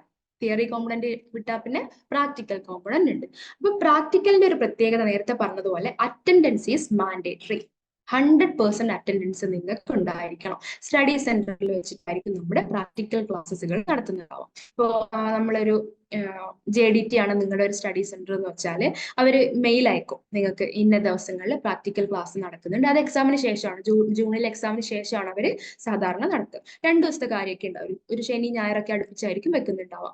അപ്പൊ അവിടെ നമ്മൾ നിർബന്ധമായിട്ടും അറ്റൻഡ് ചെയ്തിരിക്കണം. അറ്റൻഡ് ചെയ്തിട്ടില്ലെങ്കിൽ നമുക്ക് എക്സാം അറ്റൻഡ് ചെയ്യാൻ പറ്റും. ഓക്കെ, അപ്പൊ ആ ഒരു 2 ദിവസം നിങ്ങൾ നേരിട്ട് പോയി അറ്റൻഡ് ചെയ്യുക, അവിടുത്തെ പ്രാക്ടിക്കൽസ് ഒക്കെ കണ്ട് ചെയ്ത് പഠിക്കുക. അതിന്റെ ഒരു പ്രാക്ടിക്കൽ റെക്കോർഡും നിങ്ങൾ സബ്മിറ്റ് ചെയ്യുക. ഓക്കെ, അതിന്റെ റിപ്പോർട്ട് എഴുതുന്ന രീതിയൊക്കെ അവർ പറഞ്ഞു തരും. അവർ പറഞ്ഞു തരുന്നതിനനുസരിച്ച് നിങ്ങൾ കംപ്ലീറ്റ് ചെയ്തിട്ട് അവർ പറയുന്ന സമയത്ത് അത് അവിടെ സബ്മിറ്റ് ചെയ്യുക. എന്നിട്ടാണ് നമ്മുടെ എക്സാം നടത്തുന്നത്. ഓക്കെ, അപ്പോൾ ഇവിടെ നമുക്ക് 35% തന്നെയാണ് എല്ലാത്തിന്റെയും നമ്മുടെ ഒരു മിനിമം പാസ് മാർക്ക് എന്ന് പറയുന്നത്. അപ്പം TEയിലും 35%, അസൈൻമെന്റിലും കിട്ടി 35%, പ്രാക്ടിക്കലിലും കിട്ടിയിട്ടുണ്ടെങ്കിൽ നമ്മൾ സെക്കൻഡ് ഇയറിലേക്ക് പോകും. ഓക്കെ, ഇതാണ് നമ്മുടെ ഒരു പ്രോഗ്രാം കംപ്ലീഷൻ എന്ന് പറയുന്നത്. മെയിൻ ആയിട്ട് 3 കാര്യങ്ങളാണ്: അസൈൻമെന്റ്, എക്സാം, പ്രാക്ടിക്കൽ. ഇതിന്റെ കൂടെ നമുക്ക് നാലാമതൊരു കാര്യം കൂടെ വരുന്നുണ്ട്, നമ്മുടെ അറ്റൻഡൻസും നമുക്ക് മാൻഡേറ്ററി ആണ്, പ്രത്യേകിച്ച് പ്രാക്ടിക്കലിന്റെ കാര്യത്തിൽ. പിന്നെ അല്ലാതെ നമുക്ക് ഇൻഡക്ഷൻ മീറ്റിംഗ് ഒക്കെ നിങ്ങൾക്ക് വിളിക്കാറുണ്ട്, കോണ്ടാക്ട് ക്ലാസ്സുകളൊക്കെ വെക്കാറുണ്ട്. ആ സമയത്ത് മാക്സിമം അറ്റൻഡ് ചെയ്യുക. ഓക്കെ, അതൊക്കെ അവർ നോട്ട് ചെയ്യുന്നതാണ്. ഇനി അഥവാ നിങ്ങളിപ്പോൾ പുറത്തുള്ള ആൾക്കാരൊക്കെ ഉണ്ടല്ലോ, ഇഷ്ടംപോലെ നമുക്ക് അബ്രോഡ് ഉള്ളവരൊക്കെ ഉണ്ട്. അപ്പൊ അവർക്കൊന്നും നേരിട്ട് അറ്റൻഡ് ചെയ്യാൻ പറ്റില്ലെങ്കിലും അവരതിന് ശേഷം ഓൺലൈൻ ക്ലാസ്സുകൾ സൂമിലോ അല്ലെങ്കിൽ ഗൂഗിൾ മീറ്റിലോ ഒക്കെ അറേഞ്ച് ചെയ്യാറുണ്ട്. മിനിമം അതെങ്കിലും നിങ്ങൾ അറ്റൻഡ് ചെയ്യുക. അപ്പൊ വളരെ ഡീറ്റെയിൽ ആയിട്ട് നമ്മുടെ ഫുൾ യൂണിവേഴ്സിറ്റിന്റെ കാര്യങ്ങളും അതേപോലെ അസൈൻമെന്റിന്റെ ഓരോരോ സെന്റേഴ്സിനും അവരവരുടേതായിട്ടുള്ള പ്രത്യേകതകൾ ഉണ്ടാവും. ചിലർക്ക് 40-45 പേജുകളൊക്കെ ഒരു അസൈൻമെന്റ് വേണം. ഇപ്പോൾ ചിലർക്കാണെങ്കിൽ 30 പേജസിന്റെ ഉള്ളിൽ കംപ്ലീറ്റ് ചെയ്തിരിക്കണം. ചിലർക്ക് റൂൾഡ് പേപ്പർ പറ്റും, ചിലർക്ക് അൺറൂൾഡ് പേപ്പറേ പറ്റൂ. ഇങ്ങനെയൊക്കെയുള്ള ഓരോരോ സെന്റേഴ്സിനും അവരവരുടേതായിട്ടുള്ള റൂൾസ് ആൻഡ് റെഗുലേഷൻസ് ഉണ്ടാവും. അപ്പൊ അതൊക്കെ നമുക്ക് കൃത്യമായിട്ട് മനസ്സിലാക്കണമെങ്കിൽ അവരുടെ ക്ലാസ്സുകൾ തന്നെ അറ്റൻഡ് ചെയ്യണം. ഓക്കെ, യൂണിവേഴ്സിറ്റിന്റെ കോമൺ റൂളിന് പുറമെ അസൈൻമെന്റിൽ സ്റ്റഡി സെന്റേഴ്സിന് അവരവരുടേതായിട്ടുള്ള റൂളുകൾ ഉണ്ട്. അത് നിങ്ങൾ ആദ്യം തന്നെ ഒന്ന് നോട്ട് ചെയ്ത് വെക്കാം. അപ്പൊ അവരുടെ കോണ്ടാക്ട് ക്ലാസ്സുകളൊക്കെ വരുന്ന സമയത്ത് മെയിൽ വഴിയാണ് നിങ്ങളെ അറിയിക്കുന്നുണ്ടാവുക. ആ സമയത്ത് നിങ്ങൾ ഇടയ്ക്കിടയ്ക്ക് മെയിൽ ചെക്ക് ചെയ്യണം കേട്ടോ. നിങ്ങൾ കൊടുത്തിരിക്കുന്ന ഇഗ്നോയിൽ രജിസ്റ്റർ ചെയ്യുമ്പോൾ കൊടുത്തിരിക്കുന്ന ലൈവ് മെയില് ഇടയ്ക്കിടയ്ക്ക് ചെക്ക് ചെയ്ത് നോക്കുക. കാരണം ആ മെയിൽ വഴിയാണ് നിങ്ങളുടെ ആദ്യത്തെ അവരുടെ കമ്മ്യൂണിക്കേഷൻസ് ഒക്കെ നടക്കുന്നുണ്ടാവുക. പിന്നീട് നിങ്ങളുടെ ഫസ്റ്റ് കോണ്ടാക്ട് ക്ലാസ് കഴിഞ്ഞിട്ട് അവരൊരു വാട്സാപ്പ് ഗ്രൂപ്പ് ക്രിയേറ്റ് ചെയ്യും. പിന്നീട് അവർ എല്ലാ കാര്യങ്ങളും വാട്സാപ്പിലൂടെ ആയിരിക്കും അറിയിക്കുന്നുണ്ടാവുക. ഓക്കെ, അതുവരെ നിങ്ങൾ മെയിൽ കൃത്യമായിട്ട് ചെക്ക് ചെയ്യുക. അപ്പം അറ്റൻഡൻസിന്റെ കാര്യം നമ്മൾ പറഞ്ഞു. വളരെ ഇമ്പോർട്ടന്റ് ആയിട്ടുള്ള ഒരു കാര്യമാണ് അറ്റൻഡൻസ് എന്ന് പറയുന്നത്. അപ്പോൾ ഒന്നാമത്തത് പ്രാക്ടിക്കലിന്റെ കാര്യത്തിൽ നിങ്ങൾ 100% അറ്റൻഡൻസ് ഉണ്ടായിരിക്കണം. 100% അറ്റൻഡൻസ് ഇല്ലെങ്കിൽ നമുക്ക് എക്സാം എഴുതാൻ പറ്റില്ല. ഓക്കെ, അസൈൻമെന്റിന്റെ കാര്യം നമ്മൾ വളരെ പറഞ്ഞു. അസൈൻമെന്റ് ക്വസ്റ്റ്യൻസ് എന്ന് പറയുന്നത് നമ്മുടെ സബ്ജക്റ്റുമായിട്ട് വളരെ ബന്ധമുള്ള അല്ലെങ്കിൽ സിലബസിന്റെ അകത്തുള്ള കാര്യങ്ങൾ തന്നെയാണ് നമുക്ക് അസൈൻമെന്റ് ആയിട്ട് ക്വസ്റ്റ്യൻസ് ആയിട്ട് വരുന്നുണ്ടാവും. ഓക്കെ, ഇപ്പൊ നമുക്കിപ്പോ നമ്മുടെ ഫോർ എക്സാമ്പിൾ ഒരു പേപ്പറാണ് ഇൻഡിവിജ്വൽ ഡിഫറൻസ് എന്ന് പറയുന്നത്. ഇപ്പൊ ഇൻഡിവിജ്വൽ ഡിഫറൻസ് എന്നതിൽ നമ്മളിപ്പോ നേരത്തെ ഇന്റലിജൻസ്, പേഴ്സണാലിറ്റി ഇതേപോലെയുള്ള കുറെ ടോപ്പിക്സ് ഒക്കെ പറഞ്ഞു അല്ലെ. അപ്പൊ അതിലിപ്പോ ചിലപ്പോൾ ഒരു ക്വസ്റ്റ്യൻ ഇങ്ങനെ ആയിരിക്കും വരും: what is intelligence? State the different theories of intelligence, ഇങ്ങനെയൊക്കെ ആയിരിക്കും ക്വസ്റ്റ്യൻസ് വരിക. അപ്പൊ ഈ ഒരു അസൈൻമെന്റ് കൊണ്ട് എന്താ ഉദ്ദേശിക്കുന്നത്? ഒന്നും കൂടെ ഇൻഡെപ്ത് ആയിട്ട് നമ്മൾ സിലബസിനെ അറിയുക, മനസ്സിലാക്കുക. അതാണ് നമ്മൾ ഈ ഒരു പിന്നെ അസൈൻമെന്റ്സ് കൊണ്ട് നമ്മൾ ഉദ്ദേശിക്കുന്നത്. അപ്പൊ അസൈൻമെന്റ്സിനെ നിങ്ങൾ അതിൻ്റെതായിട്ടുള്ള ഒരു ഇമ്പോർട്ടൻസോട് കൂടെ, അതായത് നമ്മുടെ സിലബസ് ഇൻഡെപ്ത് മനസ്സിലാക്കാൻ വേണ്ടിയാണ് എന്നുള്ള ഒരു ഇമ്പോർട്ടൻസോട് കൂടെ നോക്കിക്കാണുക. നിങ്ങൾക്ക് ഇനി മുന്നോട്ട് പല കാര്യങ്ങളും ചെയ്യാനുണ്ട്, എവിടെയെങ്കിലും നോക്കി എഴുതുക, കോപ്പി ചെയ്യുക എന്നുള്ളതല്ല ശരിക്കും അസൈൻമെന്റ്സ് കൊണ്ട് ഉദ്ദേശിക്കുന്നത്. അസൈൻമെന്റ്സിന് നമുക്ക് സപ്പോർട്ട്, നമ്മുടെ ആപ്പിളിന്റെ സപ്പോർട്ടൊക്കെ ഉണ്ടാവും, ലേൺവൈസിന്റെ സപ്പോർട്ടും കാര്യങ്ങളൊക്കെ ഉണ്ടാവും. പക്ഷേ നിങ്ങൾ ആത്മാർത്ഥമായിട്ട് ചെയ്യുക, നമ്മുടെ ഒരു സിലബസിനെ ഇൻഡെപ്ത് അറിയാൻ വേണ്ടിയിട്ടാണ് എന്നുള്ളൊരു കാര്യം നിങ്ങൾ ആദ്യം തന്നെ മനസ്സിലാക്കുക. ഓക്കെ, അപ്പൊ അസൈൻമെന്റ്സിന്റെ കാര്യത്തിൽ അത്രയേ ഉള്ളൂ. രണ്ടാമത്തെ നമ്മൾ ടിയുടെ പറഞ്ഞു, ടേമിന്റെ എക്സാമിന്റെ പറഞ്ഞു നമ്മൾ ഡീറ്റെയിൽ ആയിട്ട്. ഒന്നാമത്തെ തിയറി എക്സാം ഉണ്ട്. തിയറി എക്സാമിലും നമുക്ക് പിന്നെ 35%, അതേപോലെ പ്രാക്ടിക്കലിലും ഇതേപോലെ 35% ആണ് വരുന്നത്. ഇനി തിയറി എക്സാം എഴുതേണ്ട ഒരു രീതി, ഇപ്പൊ നിങ്ങൾ ജൂലൈ ബാച്ചുകാരാണ്, നിങ്ങളുടെ ഒരു വർഷം കംപ്ലീറ്റ് ആവുന്ന സമയത്ത്, ഈ ജൂലൈയിൽ നിങ്ങൾ ജൂലൈ 24 ജോയിൻ ചെയ്തു, ഒരു വർഷം കംപ്ലീറ്റ് ആവുന്ന സമയത്ത് അടുത്ത ജൂണിലാണ് നിങ്ങളുടെ ആദ്യത്തെ എക്സാം വരിക. അപ്പൊ ആ ഒരു എക്സാമിന് ശേഷം ഫസ്റ്റത്തെ ഒരു ഇയർ കംപ്ലീറ്റ് ആയി, ആ എക്സാമിൽ അഥവാ നിങ്ങൾക്ക് 35% കുറവാണ് മാർക്ക് കിട്ടിയെന്നുണ്ടെങ്കിൽ പിന്നത്തെ ഡിസംബറിൽ അഥവാ അടുത്ത 6 മാസത്തിനുള്ളിൽ എക്സാം ഉണ്ടാവും. അതിനുശേഷം നിങ്ങൾക്ക് എല്ലാ 6 മാസത്തിലും എക്സാംസുകൾ അറ്റൻഡ് ചെയ്യാം. അപ്പൊ ചിലപ്പോൾ നിങ്ങൾക്ക് എക്സാമിന് അറ്റൻഡ് ചെയ്യാൻ പറ്റിയില്ല, ആബ്സെന്റ് ആയിപ്പോയി, അങ്ങനെയൊക്കെ ആണെങ്കിലും നിങ്ങൾക്ക് അടുത്ത 6 മാസത്തിനുള്ളിൽ എക്സാം എഴുതാം. അപ്പം നിങ്ങൾക്ക് അറിയാലോ, ഇഗ്നോയിൽ 2 ബാച്ച് ഉണ്ട്, ജാനുവരി ബാച്ചും ജൂലൈ ബാച്ചും. നിങ്ങൾ ജൂലൈ ബാച്ചാണ്. അപ്പൊ നിങ്ങളുടെ യൂഷ്വലി എക്സാം വരുന്നത് ജൂണിലായിരിക്കും. ഇനി ജൂണിൽ അഥവാ എക്സാം എഴുതാൻ പറ്റിയില്ലെങ്കിൽ പിന്നത്തെ ഡിസംബറിൽ ജാനുവരി ബാച്ചിന്റെ കൂടെ നിങ്ങൾക്ക് എക്സാം എഴുതാവുന്നതാണ്. ഓക്കെ, അപ്പൊ ആ സമയത്ത് നിങ്ങൾ അതിനുവേണ്ടി സെപ്പറേറ്റ് അസൈൻമെന്റ് ഒന്നും സബ്മിറ്റ് ചെയ്യേണ്ട. ഓൾറെഡി നമ്മളിപ്പോ ഞാനിപ്പോ 8 അസൈൻമെന്റിനെ സബ്മിറ്റ് ചെയ്തു, 8 അസൈൻമെന്റ്സും സബ്മിറ്റ് ചെയ്തു. പക്ഷെ എനിക്ക് 2 എക്സാം അറ്റൻഡ് ചെയ്യാൻ പറ്റിയില്ല, ഞാൻ ആബ്സെന്റ് ആയിപ്പോയി. അങ്ങനെ വല്ലതും നിങ്ങൾക്ക് ഒരു ബുദ്ധിമുട്ട് വരികയാണെങ്കിൽ പിന്നത്തെ ഡിസംബറിൽ എഴുതുന്ന സമയത്ത് അസൈൻമെന്റ് നിങ്ങൾ സബ്മിറ്റ് ചെയ്യേണ്ട, എക്സാമിന് മാത്രം രജിസ്റ്റർ ചെയ്തിട്ട് എക്സാം എഴുതിയാൽ മതി. ഓക്കെ, എന്നിട്ട് അതിൽ നിങ്ങൾ വേണ്ട റിക്വയർഡ് മാർക്ക് കിട്ടിയിട്ട് പാസ്സാവുകയാണെങ്കിൽ അടുത്ത വർഷം നിങ്ങൾക്ക്, അല്ലെങ്കിൽ അതിന്റെ കൂടെ തന്നെ ഇപ്പോൾ ജൂണിൽ എക്സാം എഴുതിയില്ല എന്ന് വെച്ചിട്ട് ജൂലൈയിൽ സെക്കൻഡ് ഇയർ കണ്ടിന്യൂ ചെയ്യാൻ പറ്റില്ല, അങ്ങനെയൊന്നുമില്ല. ജൂണിൽ എക്സാം എഴുതിയില്ലെങ്കിലും നിങ്ങൾക്ക് ജൂലൈയിൽ റീ രജിസ്ട്രേഷൻ ചെയ്തിട്ട് സെക്കൻഡ് ഇയറിലേക്ക് റീ രജിസ്ട്രേഷൻ ചെയ്തിട്ട് സെക്കൻഡ് ഇയർ കണ്ടിന്യൂ ചെയ്യാം. അതിന്റെ കൂടെ തന്നെ നിങ്ങൾക്ക് ഫസ്റ്റ് ഇയറിന്റെ എക്സാമും എഴുതാം. ഓക്കെ, ഈ രീതിയിലാണ് TE അഥവാ ടേം ആൻഡ് എക്സാമിനേഷൻസ് വരുന്നത്. ഇനി നമുക്ക് ഇവാലുവേഷൻ ആൻഡ് ഗ്രേഡിംഗ് സിസ്റ്റം എങ്ങനെയാന്ന് നോക്കാം. രണ്ട് തരത്തിലാണ് നമ്മുടെ ഒരു പിന്നെ ഗ്രേഡിംഗ് സിസ്റ്റം വരുന്നത്. ഒന്ന് കണ്ടിന്യൂസ് ഇവാലുവേഷൻ തിയറി, അല്ലെങ്കിൽ അസൈൻമെന്റ്സിലൂടെ നമുക്ക് കിട്ടുന്ന TMA, ട്യൂട്ടർ മാർക്ക്ഡ് അസൈൻമെന്റ്സും, പിന്നെ ഒന്ന് ടേം ആൻഡ് എക്സാമിനേഷനിലൂടെയാണ് കിട്ടുന്നത്. 2 തരത്തിലാണ് നമുക്ക് മാർക്കിംഗ് കിട്ടുന്നത്. ഇനി പക്ഷേ ഇപ്പം നമ്മൾ അസൈൻമെന്റിലും 35% കിട്ടണം, എക്സാമിലും 35% കിട്ടണം. ഫൈനൽ റിസൾട്ട് പക്ഷേ വരുന്നത് ഈ പറയുന്ന അസൈൻമെന്റിന്റെ 30%ഉം എക്സാമിന്റെ 70%ഉം ആഡ് ചെയ്തിട്ടാണ് ഫൈനൽ റിസൾട്ട് വരുന്നത്. ഒന്നും കൂടെ പറയുകയാണെങ്കിൽ, നമ്മളിപ്പോൾ എക്സാം ആദ്യം അസൈൻമെന്റ് 8 എഴുതി സബ്മിറ്റ് ചെയ്തു, എല്ലാത്തിലും നമുക്ക് നല്ല മാർക്ക് കിട്ടി, പാസ്സായി. എക്സാമും എഴുതി, എക്സാമിലും മാർക്ക് കിട്ടി, നമ്മൾ പാസ്സായി. ഇനി ഫൈനൽ നമ്മുടെ ഗ്രേഡ് കാർഡ് വരുന്ന സമയത്ത് അസൈൻമെന്റിന്റെ 30%ഉം എക്സാമിന്റെ 70%ഉം തമ്മിൽ ആഡ് ചെയ്തിട്ടാണ് ഗ്രേഡ് നമുക്ക് വരുന്നുണ്ടാവും. ഓക്കെ, അപ്പൊ അസൈൻമെന്റിൽ നല്ല മാർക്ക് നമ്മൾ വളരെ വ്യക്തമായിട്ട് നമുക്ക് എക്സാം പോലെ പഠിച്ച് നമ്മുടേതായിട്ടുള്ള രീതി അങ്ങനെ എഴുതേണ്ടതൊന്നും ഇല്ല അല്ലെ. നമുക്ക് പല തരത്തിലും പല സ്ഥലത്തും റെഫർ ചെയ്തിട്ടൊക്കെ എഴുതാം. അപ്പൊ നല്ല മാർക്ക് കിട്ടുകയാണെങ്കിൽ നമ്മുടെ ഫൈനൽ ഗ്രേഡിൽ അത് പ്രതിഫലിക്കുന്നുണ്ടാവും. ഓക്കെ, അപ്പൊ അസൈൻമെന്റ് എല്ലാവരും സീരിയസ്നെസ്സോടുകൂടെ തന്നെ നോക്കിക്കാണാം. പിന്നെ നമുക്ക് ഗ്രേഡിംഗ് സിസ്റ്റം എങ്ങനെയാ നോക്കാം. ഒന്നാമത്തത് ലെറ്റർ ഗ്രേഡ് O ആണ്, that is outstanding. Number grade എന്ന് പറയുന്നത് 10 ആണ്. പെർസെന്റേജ് എത്രയാണ്? 85% കൂടുതൽ. Okay, greater than or equal to 85 ആണ് ഔട്ട്സ്റ്റാൻഡിങ് എന്നുകൊണ്ട് ഉദ്ദേശിക്കുന്നത്. രണ്ടാമത്തത് A+, that is excellent. Number grade 9 and percentage 75 to 85. ഇനി A very good, number grade 8, percentage 65 to 75. ഇനി അടുത്തത് വരുന്നത് B+ ആണ്. B+ is good and number grade 7, percentage 55 to 65. ഇനി B എബോവ് ആവറേജ് ആണ്. അതിന്റെ ഗ്രേഡ് വരുന്നത്, നമ്പർ ഗ്രേഡ് വരുന്നത് 6ഉം പെർസെന്റേജ് 50 to 55 ആണ്. ഇനി C ആണ് ആവറേജ്, അതിൽ നമ്പർ ഗ്രേഡ് 5ഉം അതുപോലെ പെർസെന്റേജ് 40 to 50 ആണ്. ഇനി ലാസ്റ്റ് D പാസ് ആണ്, ജസ്റ്റ് പാസ് എന്നൊക്കെ പറയുന്നത്. അതിൽ നമ്മുടെ നമ്പർ ഗ്രേഡ് 4 ആണ് വരുന്നത്, പെർസെന്റേജ് 35 to 40. ഇനി പിന്നെ വരുന്നത് ലെസ് ദാൻ 35 ആണെങ്കിൽ നമ്മൾ ഫെയിൽ എന്നായിരിക്കും കാണിക്കുന്നുണ്ടാവുക. അതേപോലെ ആബ്സെന്റ് ആണെങ്കിൽ AB എന്നായിരിക്കും കാണിക്കുന്നുണ്ടാവുക. നമ്മൾ എക്സാം അറ്റൻഡ് ചെയ്യാൻ കഴിഞ്ഞില്ലെങ്കിൽ നമ്മൾ അതിൽ AB എന്നായിരിക്കും കാണിക്കുന്നുണ്ടാവും. അപ്പൊ ഇത്തരത്തിലുള്ള ഒരു 10 പോയിന്റ് ഗ്രേഡിംഗ് സിസ്റ്റം ആണ് നമുക്ക് ഇഗ്നോയിൽ വരുന്നത്. ഓക്കെ, അപ്പൊ ഇത്രയാണ് നമ്മുടെ ഒരു പ്രോഗ്രാം കംപ്ലീഷൻ റിക്വയർമെന്റ്സ് വരുന്നത്. അസൈൻമെന്റ്, എക്സാം, പ്രാക്ടിക്കൽസ് പ്ലസ് നമ്മുടെ അറ്റൻഡൻസ്. ഓക്കെ, അപ്പൊ ഇത്രയാണ് നമ്മുടെ ഒരു ഫസ്റ്റ് ഇയർ കംപ്ലീറ്റ് ചെയ്യാനുള്ള കാര്യങ്ങൾ. സെമസ്റ്റർ നമ്മൾ സബ്ജക്ട്സും സിലബസും നോക്കി, അതേപോലെ അസൈൻമെന്റ്, എക്സാം, പ്രാക്ടിക്കൽസും നോക്കി. ഓക്കെ, അപ്പൊ ഇനി നിങ്ങൾക്ക് എന്തെങ്കിലും ഡൗട്ട് ഉണ്ടെങ്കിൽ ചോദിച്ചോളൂ. മാം ഈ മാം പ്രാക്ടിക്കൽസ് ആ. പറഞ്ഞോട്ടെ. പറഞ്ഞോ. പ്രാക്ടിക്കൽസ് ഏത് മാസമായിരിക്കും വരുന്നത്? കാരണം ഞാൻ പുറത്താണ്, അപ്പോ ആ ഒരു ടൈമിൽ എനിക്ക് ടിക്കറ്റ് എടുത്ത് നാട്ടിൽ വരുമ്പോ കുറച്ച് നേരത്തെ ഇൻഫോം ചെയ്യുമോ അതോ സ്പോട്ടിലായിരിക്കും ഇൻഫോം ചെയ്യുന്നത്? ഏത് മാസമായിരിക്കും പ്രാക്ടിക്കൽ ജൂലൈയിൽ വരുന്നത്? നമുക്ക് ജൂലൈ മാസം എന്ന് പറഞ്ഞാൽ നമ്മൾ ജൂലൈയിൽ എക്സാം കഴിഞ്ഞാൽ അവർക്ക് എപ്പോ വേണമെങ്കിലും നടത്താം. അതായത് ഇപ്പൊ ഇത് യൂണിവേഴ്സിറ്റിന്റെ ഒരു ടൈം അല്ല പ്രാക്ടിക്കലിൽ വരുന്നത്. നമ്മുടെ സ്റ്റഡി സെന്ററോ റീജിയണൽ സെന്ററിനോ തീരുമാനിക്കാം അവർക്ക് എപ്പോ അവരുടെ പ്രാക്ടിക്കൽ നടത്തണം എന്നുള്ളത്. സാധാരണ കുറച്ച് ലേറ്റ് ആവും. നമ്മുടെ തിയറി എക്സാം കഴിഞ്ഞിട്ട് ഒരു 3-4 മാസമൊക്കെ കഴിഞ്ഞിട്ടാണ്. യുസ്ര അല്ലേ ചോദിക്കുന്നത്? അതെ, യുസ്രയുടെ റീജിയണൽ സെന്റർ ഏതാണ്? ട്രിവാൻഡ്രം. ട്രിവാൻഡ്രം. ഓക്കെ, ട്രിവാൻഡ്രം ആണെങ്കിൽ വളരെ പെട്ടെന്ന് തന്നെ നമ്മുടെ ടേം ആൻഡ് എക്സാമിന് ശേഷം വളരെ പെട്ടെന്ന് തന്നെ അവർ നടത്താറുണ്ട്. ജൂലൈയിലൊക്കെ എക്സാം കഴിഞ്ഞിട്ടുണ്ടെങ്കിൽ ഒന്നുകിൽ ആ മാസം അല്ലെങ്കിൽ ഓഗസ്റ്റിൽ ഒക്കെ ആയിട്ട് അവർ നടത്താറുണ്ട്.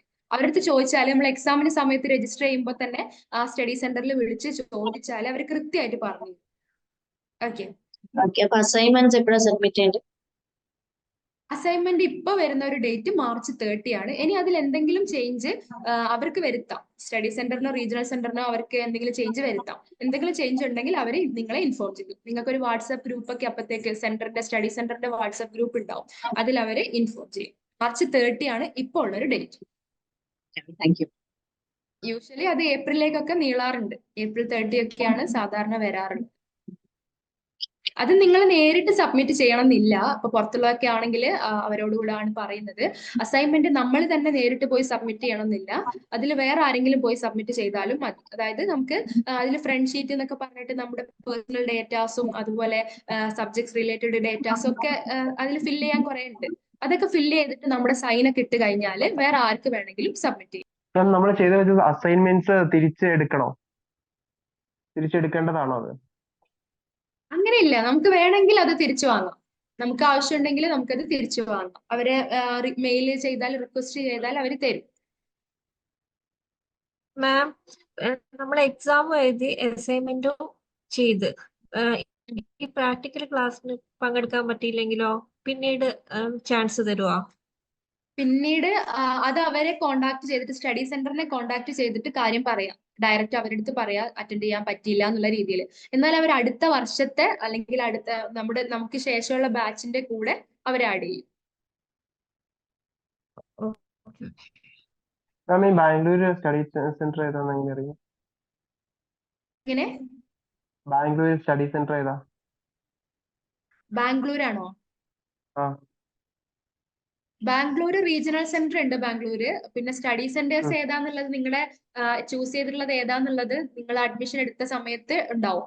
അപ്പൊ ഒന്നുകിൽ നിങ്ങളുടെ ഒരു പിന്നെ കൺഫർമേഷൻ മെയിൽ വന്നിട്ടുണ്ടാവുമല്ലോ അഡ്മിഷന്റെ, അതിൽ നോക്കിയാൽ അതിലുണ്ടാവും സ്റ്റഡി സെന്റർ ഏതാന്നും സ്റ്റഡി സെന്ററിന്റെ കോഡ് എന്താന്നൊക്കെ അതിൽ കൊടുത്തിട്ടുണ്ടാവും. അത് നോക്കിയാൽ മതി കേട്ടോ.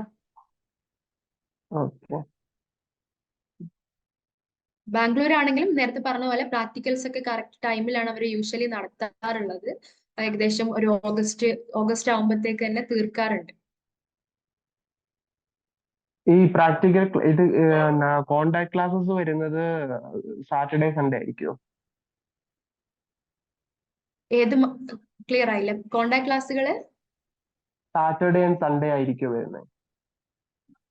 കോണ്ടാക്ട് ക്ലാസ്സുകൾ അത് അവരുടെ ഇഷ്ടമാണ്. കോണ്ടാക്ട് ക്ലാസ് എപ്പോൾ വെക്കാന്നുള്ളത്. സാധാരണയൊക്കെ നമ്മുടെ പ്രാക്ടിക്കൽസിന്റെ ഒക്കെ ഇങ്ങനെ അടുപ്പിച്ചുള്ള 2 ദിവസങ്ങളിലാണ് വെക്കാറുള്ളത്. അവരുടെ ഇഷ്ടത്തിന് അവർ വെക്കും. ശരിക്കും പറഞ്ഞാല് അവർക്ക് അവരുടെ കൗൺസിലേഴ്സ് എന്നാണോ ഫ്രീ ആയിരിക്കുന്നത് അപ്പോൾ അവർ വെക്കും. പക്ഷെ കുറച്ച് മുന്നേ നേരത്തെ അവർ ഇൻഫോം ചെയ്യും.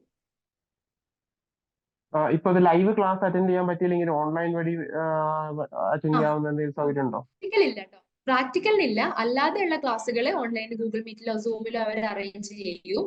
Practical okay. നമ്മൾ നേരിട്ട് അവിടെ അറ്റൻഡ് ചെയ്തിരിക്കണം. പ്രാക്ടിക്കൽ എക്സാം അല്ലേ അത്? എക്സാം ഉണ്ട്, അതിന്റെ ക്ലാസ്സും ഉണ്ട്. അതായത് ഡെമോ ക്ലാസ്സുകൾ, പ്രാക്ടിക്കലിന്റെ ഡെമോ ക്ലാസ്സുകളാണ് നമുക്ക് സ്റ്റഡി സെന്ററിൽ വെച്ചിട്ട് ചെയ്യുന്നുണ്ടാവുക. എന്നാലേ നമുക്ക് പഠിക്കാൻ ഓ, പറ്റുള്ളൂ. ഡെമോ കണ്ടാലല്ലേ ഓക്കെ. നമുക്ക് പഠിക്കാൻ പറ്റുള്ളൂ. അങ്ങനെ. ഇനി എന്തെങ്കിലും ഡൗട്ട് ഉണ്ടോ? ഇഗ്നോയില് റിസൾട്ട്സ് വരണമെങ്കിൽ എത്ര സമയം മാക്സിമം എടുക്കുമായിരിക്കും? ഫൈനൽ റിസൾട്ട് ഒക്കെ വരണമെങ്കിൽ ഇഗ്നുവിന്റെ ഇഗ്നോയില് ഫൈനൽ റിസൾട്ട് ഒക്കെ വരാൻ എത്ര സമയം എടുക്കുമായിരിക്കും? അല്ല, ഇയർലി എക്സാം കഴിഞ്ഞിട്ട് റിസൾട്ട് വരാൻ എത്ര സമയം എടുക്കുമായിരിക്കും?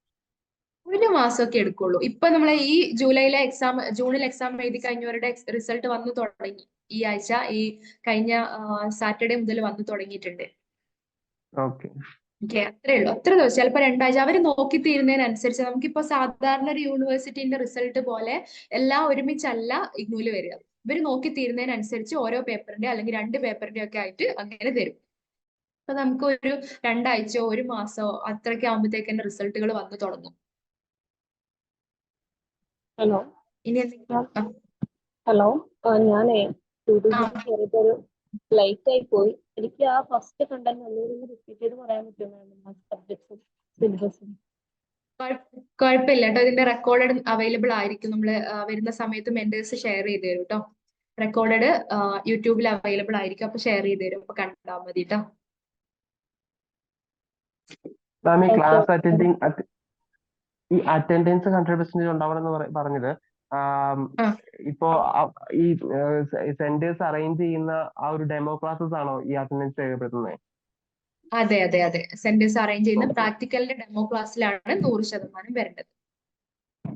ഓക്കെ. മാം ഞാൻ ലേറ്റ് ആയിരുന്നു.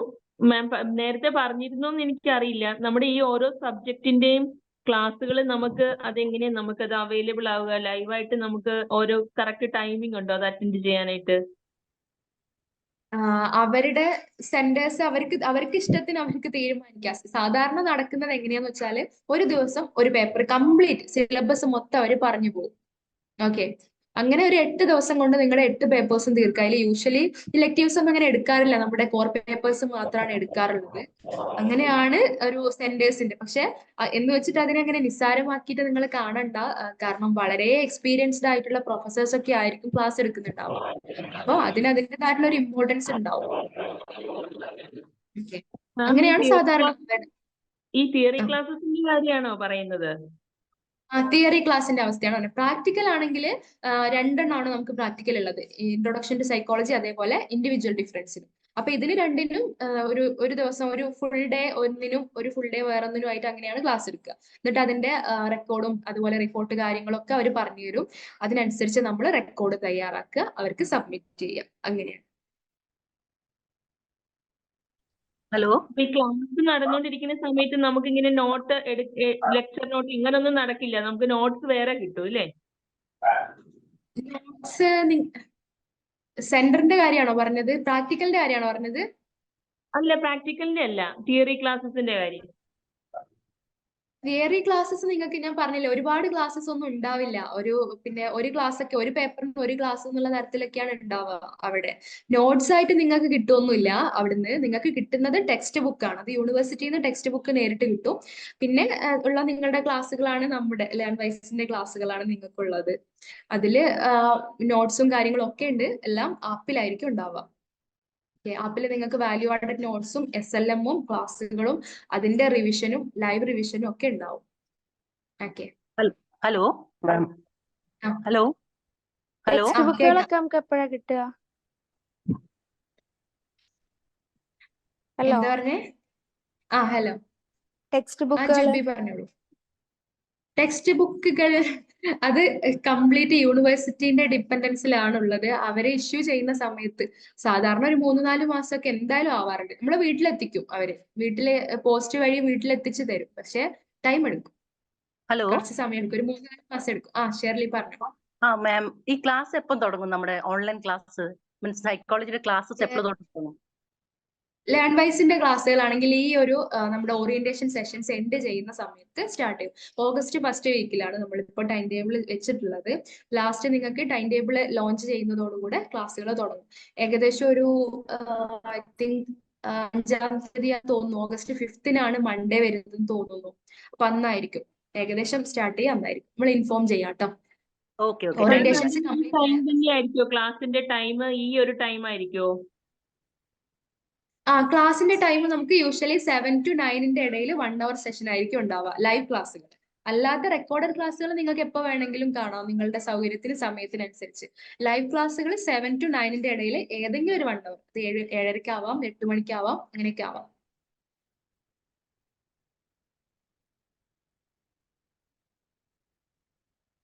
മാം, ഈ ടെക്സ്റ്റ് ബുക്ക് നമ്മൾ മേടിക്കണമെന്ന് നിർബന്ധമുണ്ടോ? ടെക്സ്റ്റ് ബുക്ക് ഇല്ല, നിങ്ങൾക്ക് അത് ഓപ്ഷണൽ ആണ്. ഒന്നുകിൽ നിങ്ങൾക്ക് പിന്നെ അതിന്റെ PDF കോപ്പി വാങ്ങാം, അല്ലെങ്കിൽ ടെക്സ്റ്റ് ബുക്കിന്റെ അല്ലാതെ തന്നെ നിങ്ങൾക്ക് വാങ്ങിക്കാം. സോഫ്റ്റ് കോപ്പിയും അവൈലബിൾ ആണ്. ഓക്കെ. എല്ലാ അത് നമ്മൾ സബ്ജക്ട്സിനും ലൈവ് ക്ലാസ് എല്ലാ സബ്ജക്റ്റിനും ലൈവ് ഉണ്ടാവും. ഞാൻ ജാനുവരിയിൽ അഡ്മിഷൻ എടുത്തായിരുന്നു, പക്ഷെ ജൂലൈയിൽ സ്റ്റാർട്ട് ചെയ്തത്. എന്റെ ഓൾറെഡി ടെക്സ്റ്റ് ബുക്സുകളെല്ലാം ബൈ പോസ്റ്റ് വന്നു. സൂസൻ അല്ലേ? ഓക്കെ. അത് ഒരു ലാഭമാണല്ലോ അല്ലേ? ഓക്കെ, അങ്ങനെയാണ്. ഇപ്പൊ ഈ ഒരു സമയമായില്ലേ, ഈ ഒരു ഗ്യാപ്പ് വന്നില്ല, അത്രയും ഒരു സമയത്തിലാണ് അവര് ബുക്കുകൾ ഇഷ്യൂ ചെയ്യുന്നുണ്ടാവും. 3-4 മാസം എന്തായാലും എടുക്കും. അതുകൊണ്ടാണ് പകരം അവര് സെൽഫ് ലേണിംഗ് മെറ്റീരിയൽസ് എന്ന് പറഞ്ഞിട്ട് SLM സോഫ്റ്റ് കോപ്പി നമുക്ക് അവർ പ്രൊവൈഡ് ചെയ്യുന്നത്. അപ്പൊ നമ്മുടെ ആപ്പിൽ എടുത്ത് നോക്കുകയാണെങ്കിൽ നമ്മുടെ ഓരോരോ റെക്കോർഡഡ് ക്ലാസ്സിന്റെയും കൂടെ അതുമായി ബന്ധപ്പെട്ടിട്ടുള്ള സെൽഫ് ലേണിംഗ് മെറ്റീരിയൽസ് വെച്ചിട്ടുണ്ടാവും.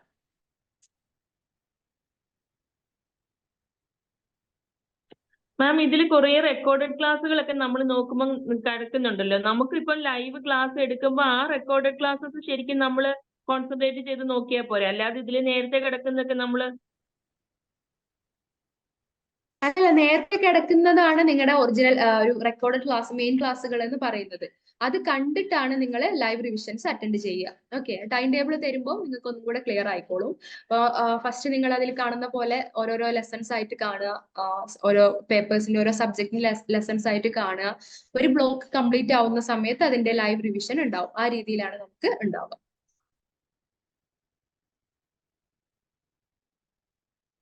ഓക്കെ, അപ്പോ ഇനി എന്തെങ്കിലും ഡൗട്ട് ഉണ്ടോ? ഇല്ലെങ്കിൽ നമുക്ക് വൈൻഡപ്പ് ചെയ്യാം. ഓക്കെ, അപ്പൊ ഇനി നമുക്ക് ലാസ്റ്റ് പറഞ്ഞോ. പൈസയാണോ 6000? കേട്ടില്ല. 6000 രൂപ അടക്കണല്ലോ രജിസ്റ്റർ ഫീ. ഇഗ്നോന്റെ നമ്മള് രജിസ്റ്റർ ചെയ്യാൻ 6000 രൂപ അടക്കണല്ലോ. അത് ഇഗ്നോ യൂണിവേഴ്സിറ്റി ഫീ ആണ്. ഓരോ ഇയറിലും നമുക്കുള്ള ഫീ ആണ് 6000 രൂപ എന്ന് പറയുന്നത്. അതിൽ നമ്മുടെ ബുക്ക് അടക്കം, അതില് ടെക്സ്റ്റ് ബുക്കുകൾ അടക്കമുള്ള ഫീ ആണ് അത്, രജിസ്ട്രേഷൻ ഫീ. ടെക്സ്റ്റ് ബുക്കിന് എത്രയാണ് എന്ന് ചോദിച്ചാൽ അതെനിക്ക് അറിയില്ല കേട്ടോ. അത് നിങ്ങൾ രജിസ്ട്രേഷൻ ഡെസ്കിൽ രജിസ്റ്റർ ചെയ്യുന്ന സമയത്ത് ചോദിച്ചാൽ മതി. എനിക്ക് അതിന്റെ കൃത്യമായിട്ട് അതിന്റെ ഫീ എത്രയാണെന്ന് അറിയില്ല. സുനീറ, 1000 ടെക്സ്റ്റ് ബുക്കിന് എക്സ്ട്രാ വേണമെങ്കിൽ. ആണോ? അതെ. അതിലൊരു ഓപ്ഷൻ ഉണ്ട്, നമുക്ക് രജിസ്റ്റർ ചെയ്യുന്ന സമയത്ത് ഓപ്ഷൻ ഉണ്ട്, വേണോ വേണ്ടയോന്നാ. ടെക്സ്റ്റ് ബുക്ക് വേണ്ടെന്നാണ് ഓപ്റ്റ് ചെയ്യുന്നുണ്ടെങ്കിൽ 1000 സംതിങ് രൂപ കുറച്ചിട്ടായിരിക്കും നിങ്ങളുടെ ഫീ വരുന്നത്. ഓക്കെ. അപ്പൊ മെൻട്രോട് പറഞ്ഞാൽ മതിയോ? നിങ്ങൾ അഡ്മിഷൻ എടുക്കുന്ന സമയത്ത് അവരെടുത്ത് പറഞ്ഞാൽ മതി. അഡ്മിഷൻ ഡെസ്കിൽ അവർ ചോദിക്കുമല്ലോ, അവരെടുത്ത് പറഞ്ഞാൽ മതി. അല്ലെങ്കിൽ മെൻട്രോട് പറഞ്ഞാൽ അവർ AC ആയിട്ട് കണക്ട് ചെയ്തിട്ട് ക്ലിയർ ചെയ്തോളൂ കേട്ടോ, അഡ്മിഷൻ എടുത്തിട്ടില്ലെങ്കിൽ. ഓക്കെ, ഡിസ്കസ് ചെയ്യാം, മെൻട്രോ ആയിട്ട് ഡിസ്കസ് ചെയ്യാം. ഓക്കെ, അപ്പൊ നമ്മൾ ഇന്നത്തെ ആക്ഷൻ ടാസ്ക് പറയാണ്. നിങ്ങൾ 2 ദിവസത്തെ ആക്ഷൻ ടാസ്കുകളൊക്കെ കംപ്ലീറ്റ് ചെയ്തിട്ടുണ്ടാവും എന്ന് വിചാരിക്കുന്നു. അപ്പോൾ ഇന്നത്തെ നമ്മുടെ action task no your subject എന്നുള്ളതാണ്. ഓക്കെ, അപ്പൊ നമുക്കിപ്പോ 8 കോഴ്സസ് ആണ് ഉള്ളത് അല്ലെ, 8 പേപ്പേഴ്സ് ആണ് നമുക്ക് ടോട്ടൽ ആയിട്ട് വരുന്നത്. അപ്പൊ നമ്മൾ എത്രത്തോളം നമ്മുടെ ടൈം, ഏതൊക്കെ പേപ്പേഴ്സിന് ഏതൊക്കെ ടൈമാണ് സ്പെൻഡ് ചെയ്യാന്നുള്ളതാണ് നമ്മൾ ഇന്നത്തെ ഒരു ആക്ഷൻ ടാസ്കിൽ നിങ്ങൾ ചെയ്യേണ്ടത്. ഓക്കെ, അപ്പോൾ ഓരോ പേപ്പർ, ഇപ്പോൾ 8 പേപ്പർ നമ്മൾ ഡീറ്റെയിൽ ആയിട്ട് ഡിസ്കസ് ചെയ്തു. അപ്പൊ അതിൽ ഒരു പേപ്പറിന് നമ്മൾ ഇത്രയും ടൈം സ്പെൻഡ് ചെയ്യും, ഒരു പേപ്പറിന് ഇത്രത്തോളം കൂടുതൽ നമ്മൾ ഇമ്പോർട്ടൻസ് കൊടുക്കുന്നുണ്ട് എന്ന്, അങ്ങനെയുള്ള ഒരു തരത്തിലുള്ള ഏകദേശം ഒരു ടൈം, നിങ്ങളുടേതായുള്ള ഒരു സെൽഫ് ടൈം ടേബിൾ ക്രിയേറ്റ് ചെയ്യാം. നിങ്ങൾക്കിപ്പോ കേട്ട സമയത്ത് ഈ പേപ്പർ കുഴപ്പമില്ല, സിമ്പിൾ ആണെന്ന് തോന്നുന്നുണ്ട്, അല്ലെങ്കിൽ ഈ പേപ്പർ ഭയങ്കര ടഫാന്ന് തോന്നുന്നുണ്ട്, ഇത് ഞാൻ കുറച്ചുകൂടെ അധികം ടൈം സ്പെൻഡ് ചെയ്യണം, ഇങ്ങനെ ഓരോരോ ഐഡിയ നിങ്ങൾക്ക് തോന്നിയിട്ടുണ്ടാവുമല്ലോ. അപ്പൊ അത് വെച്ചിട്ട് നിങ്ങൾ ഏകദേശം ഒരു ടൈം ടേബിൾ സെറ്റ് ചെയ്തിട്ട് നിങ്ങളുടെ പിന്നെ ഷെയർ ചെയ്ത് കൊടുക്കുക. ഓക്കെ, അതാണ് ഇന്നത്തെ ഒരു ആക്ഷൻ ടാസ്ക് കൊണ്ട് ഉദ്ദേശിക്കുന്നത്, ഒരു self time table. Okay, so അപ്പൊ ഇത്രയാണ് നമ്മുടെ ഇന്നത്തെ ഒരു സെഷൻ.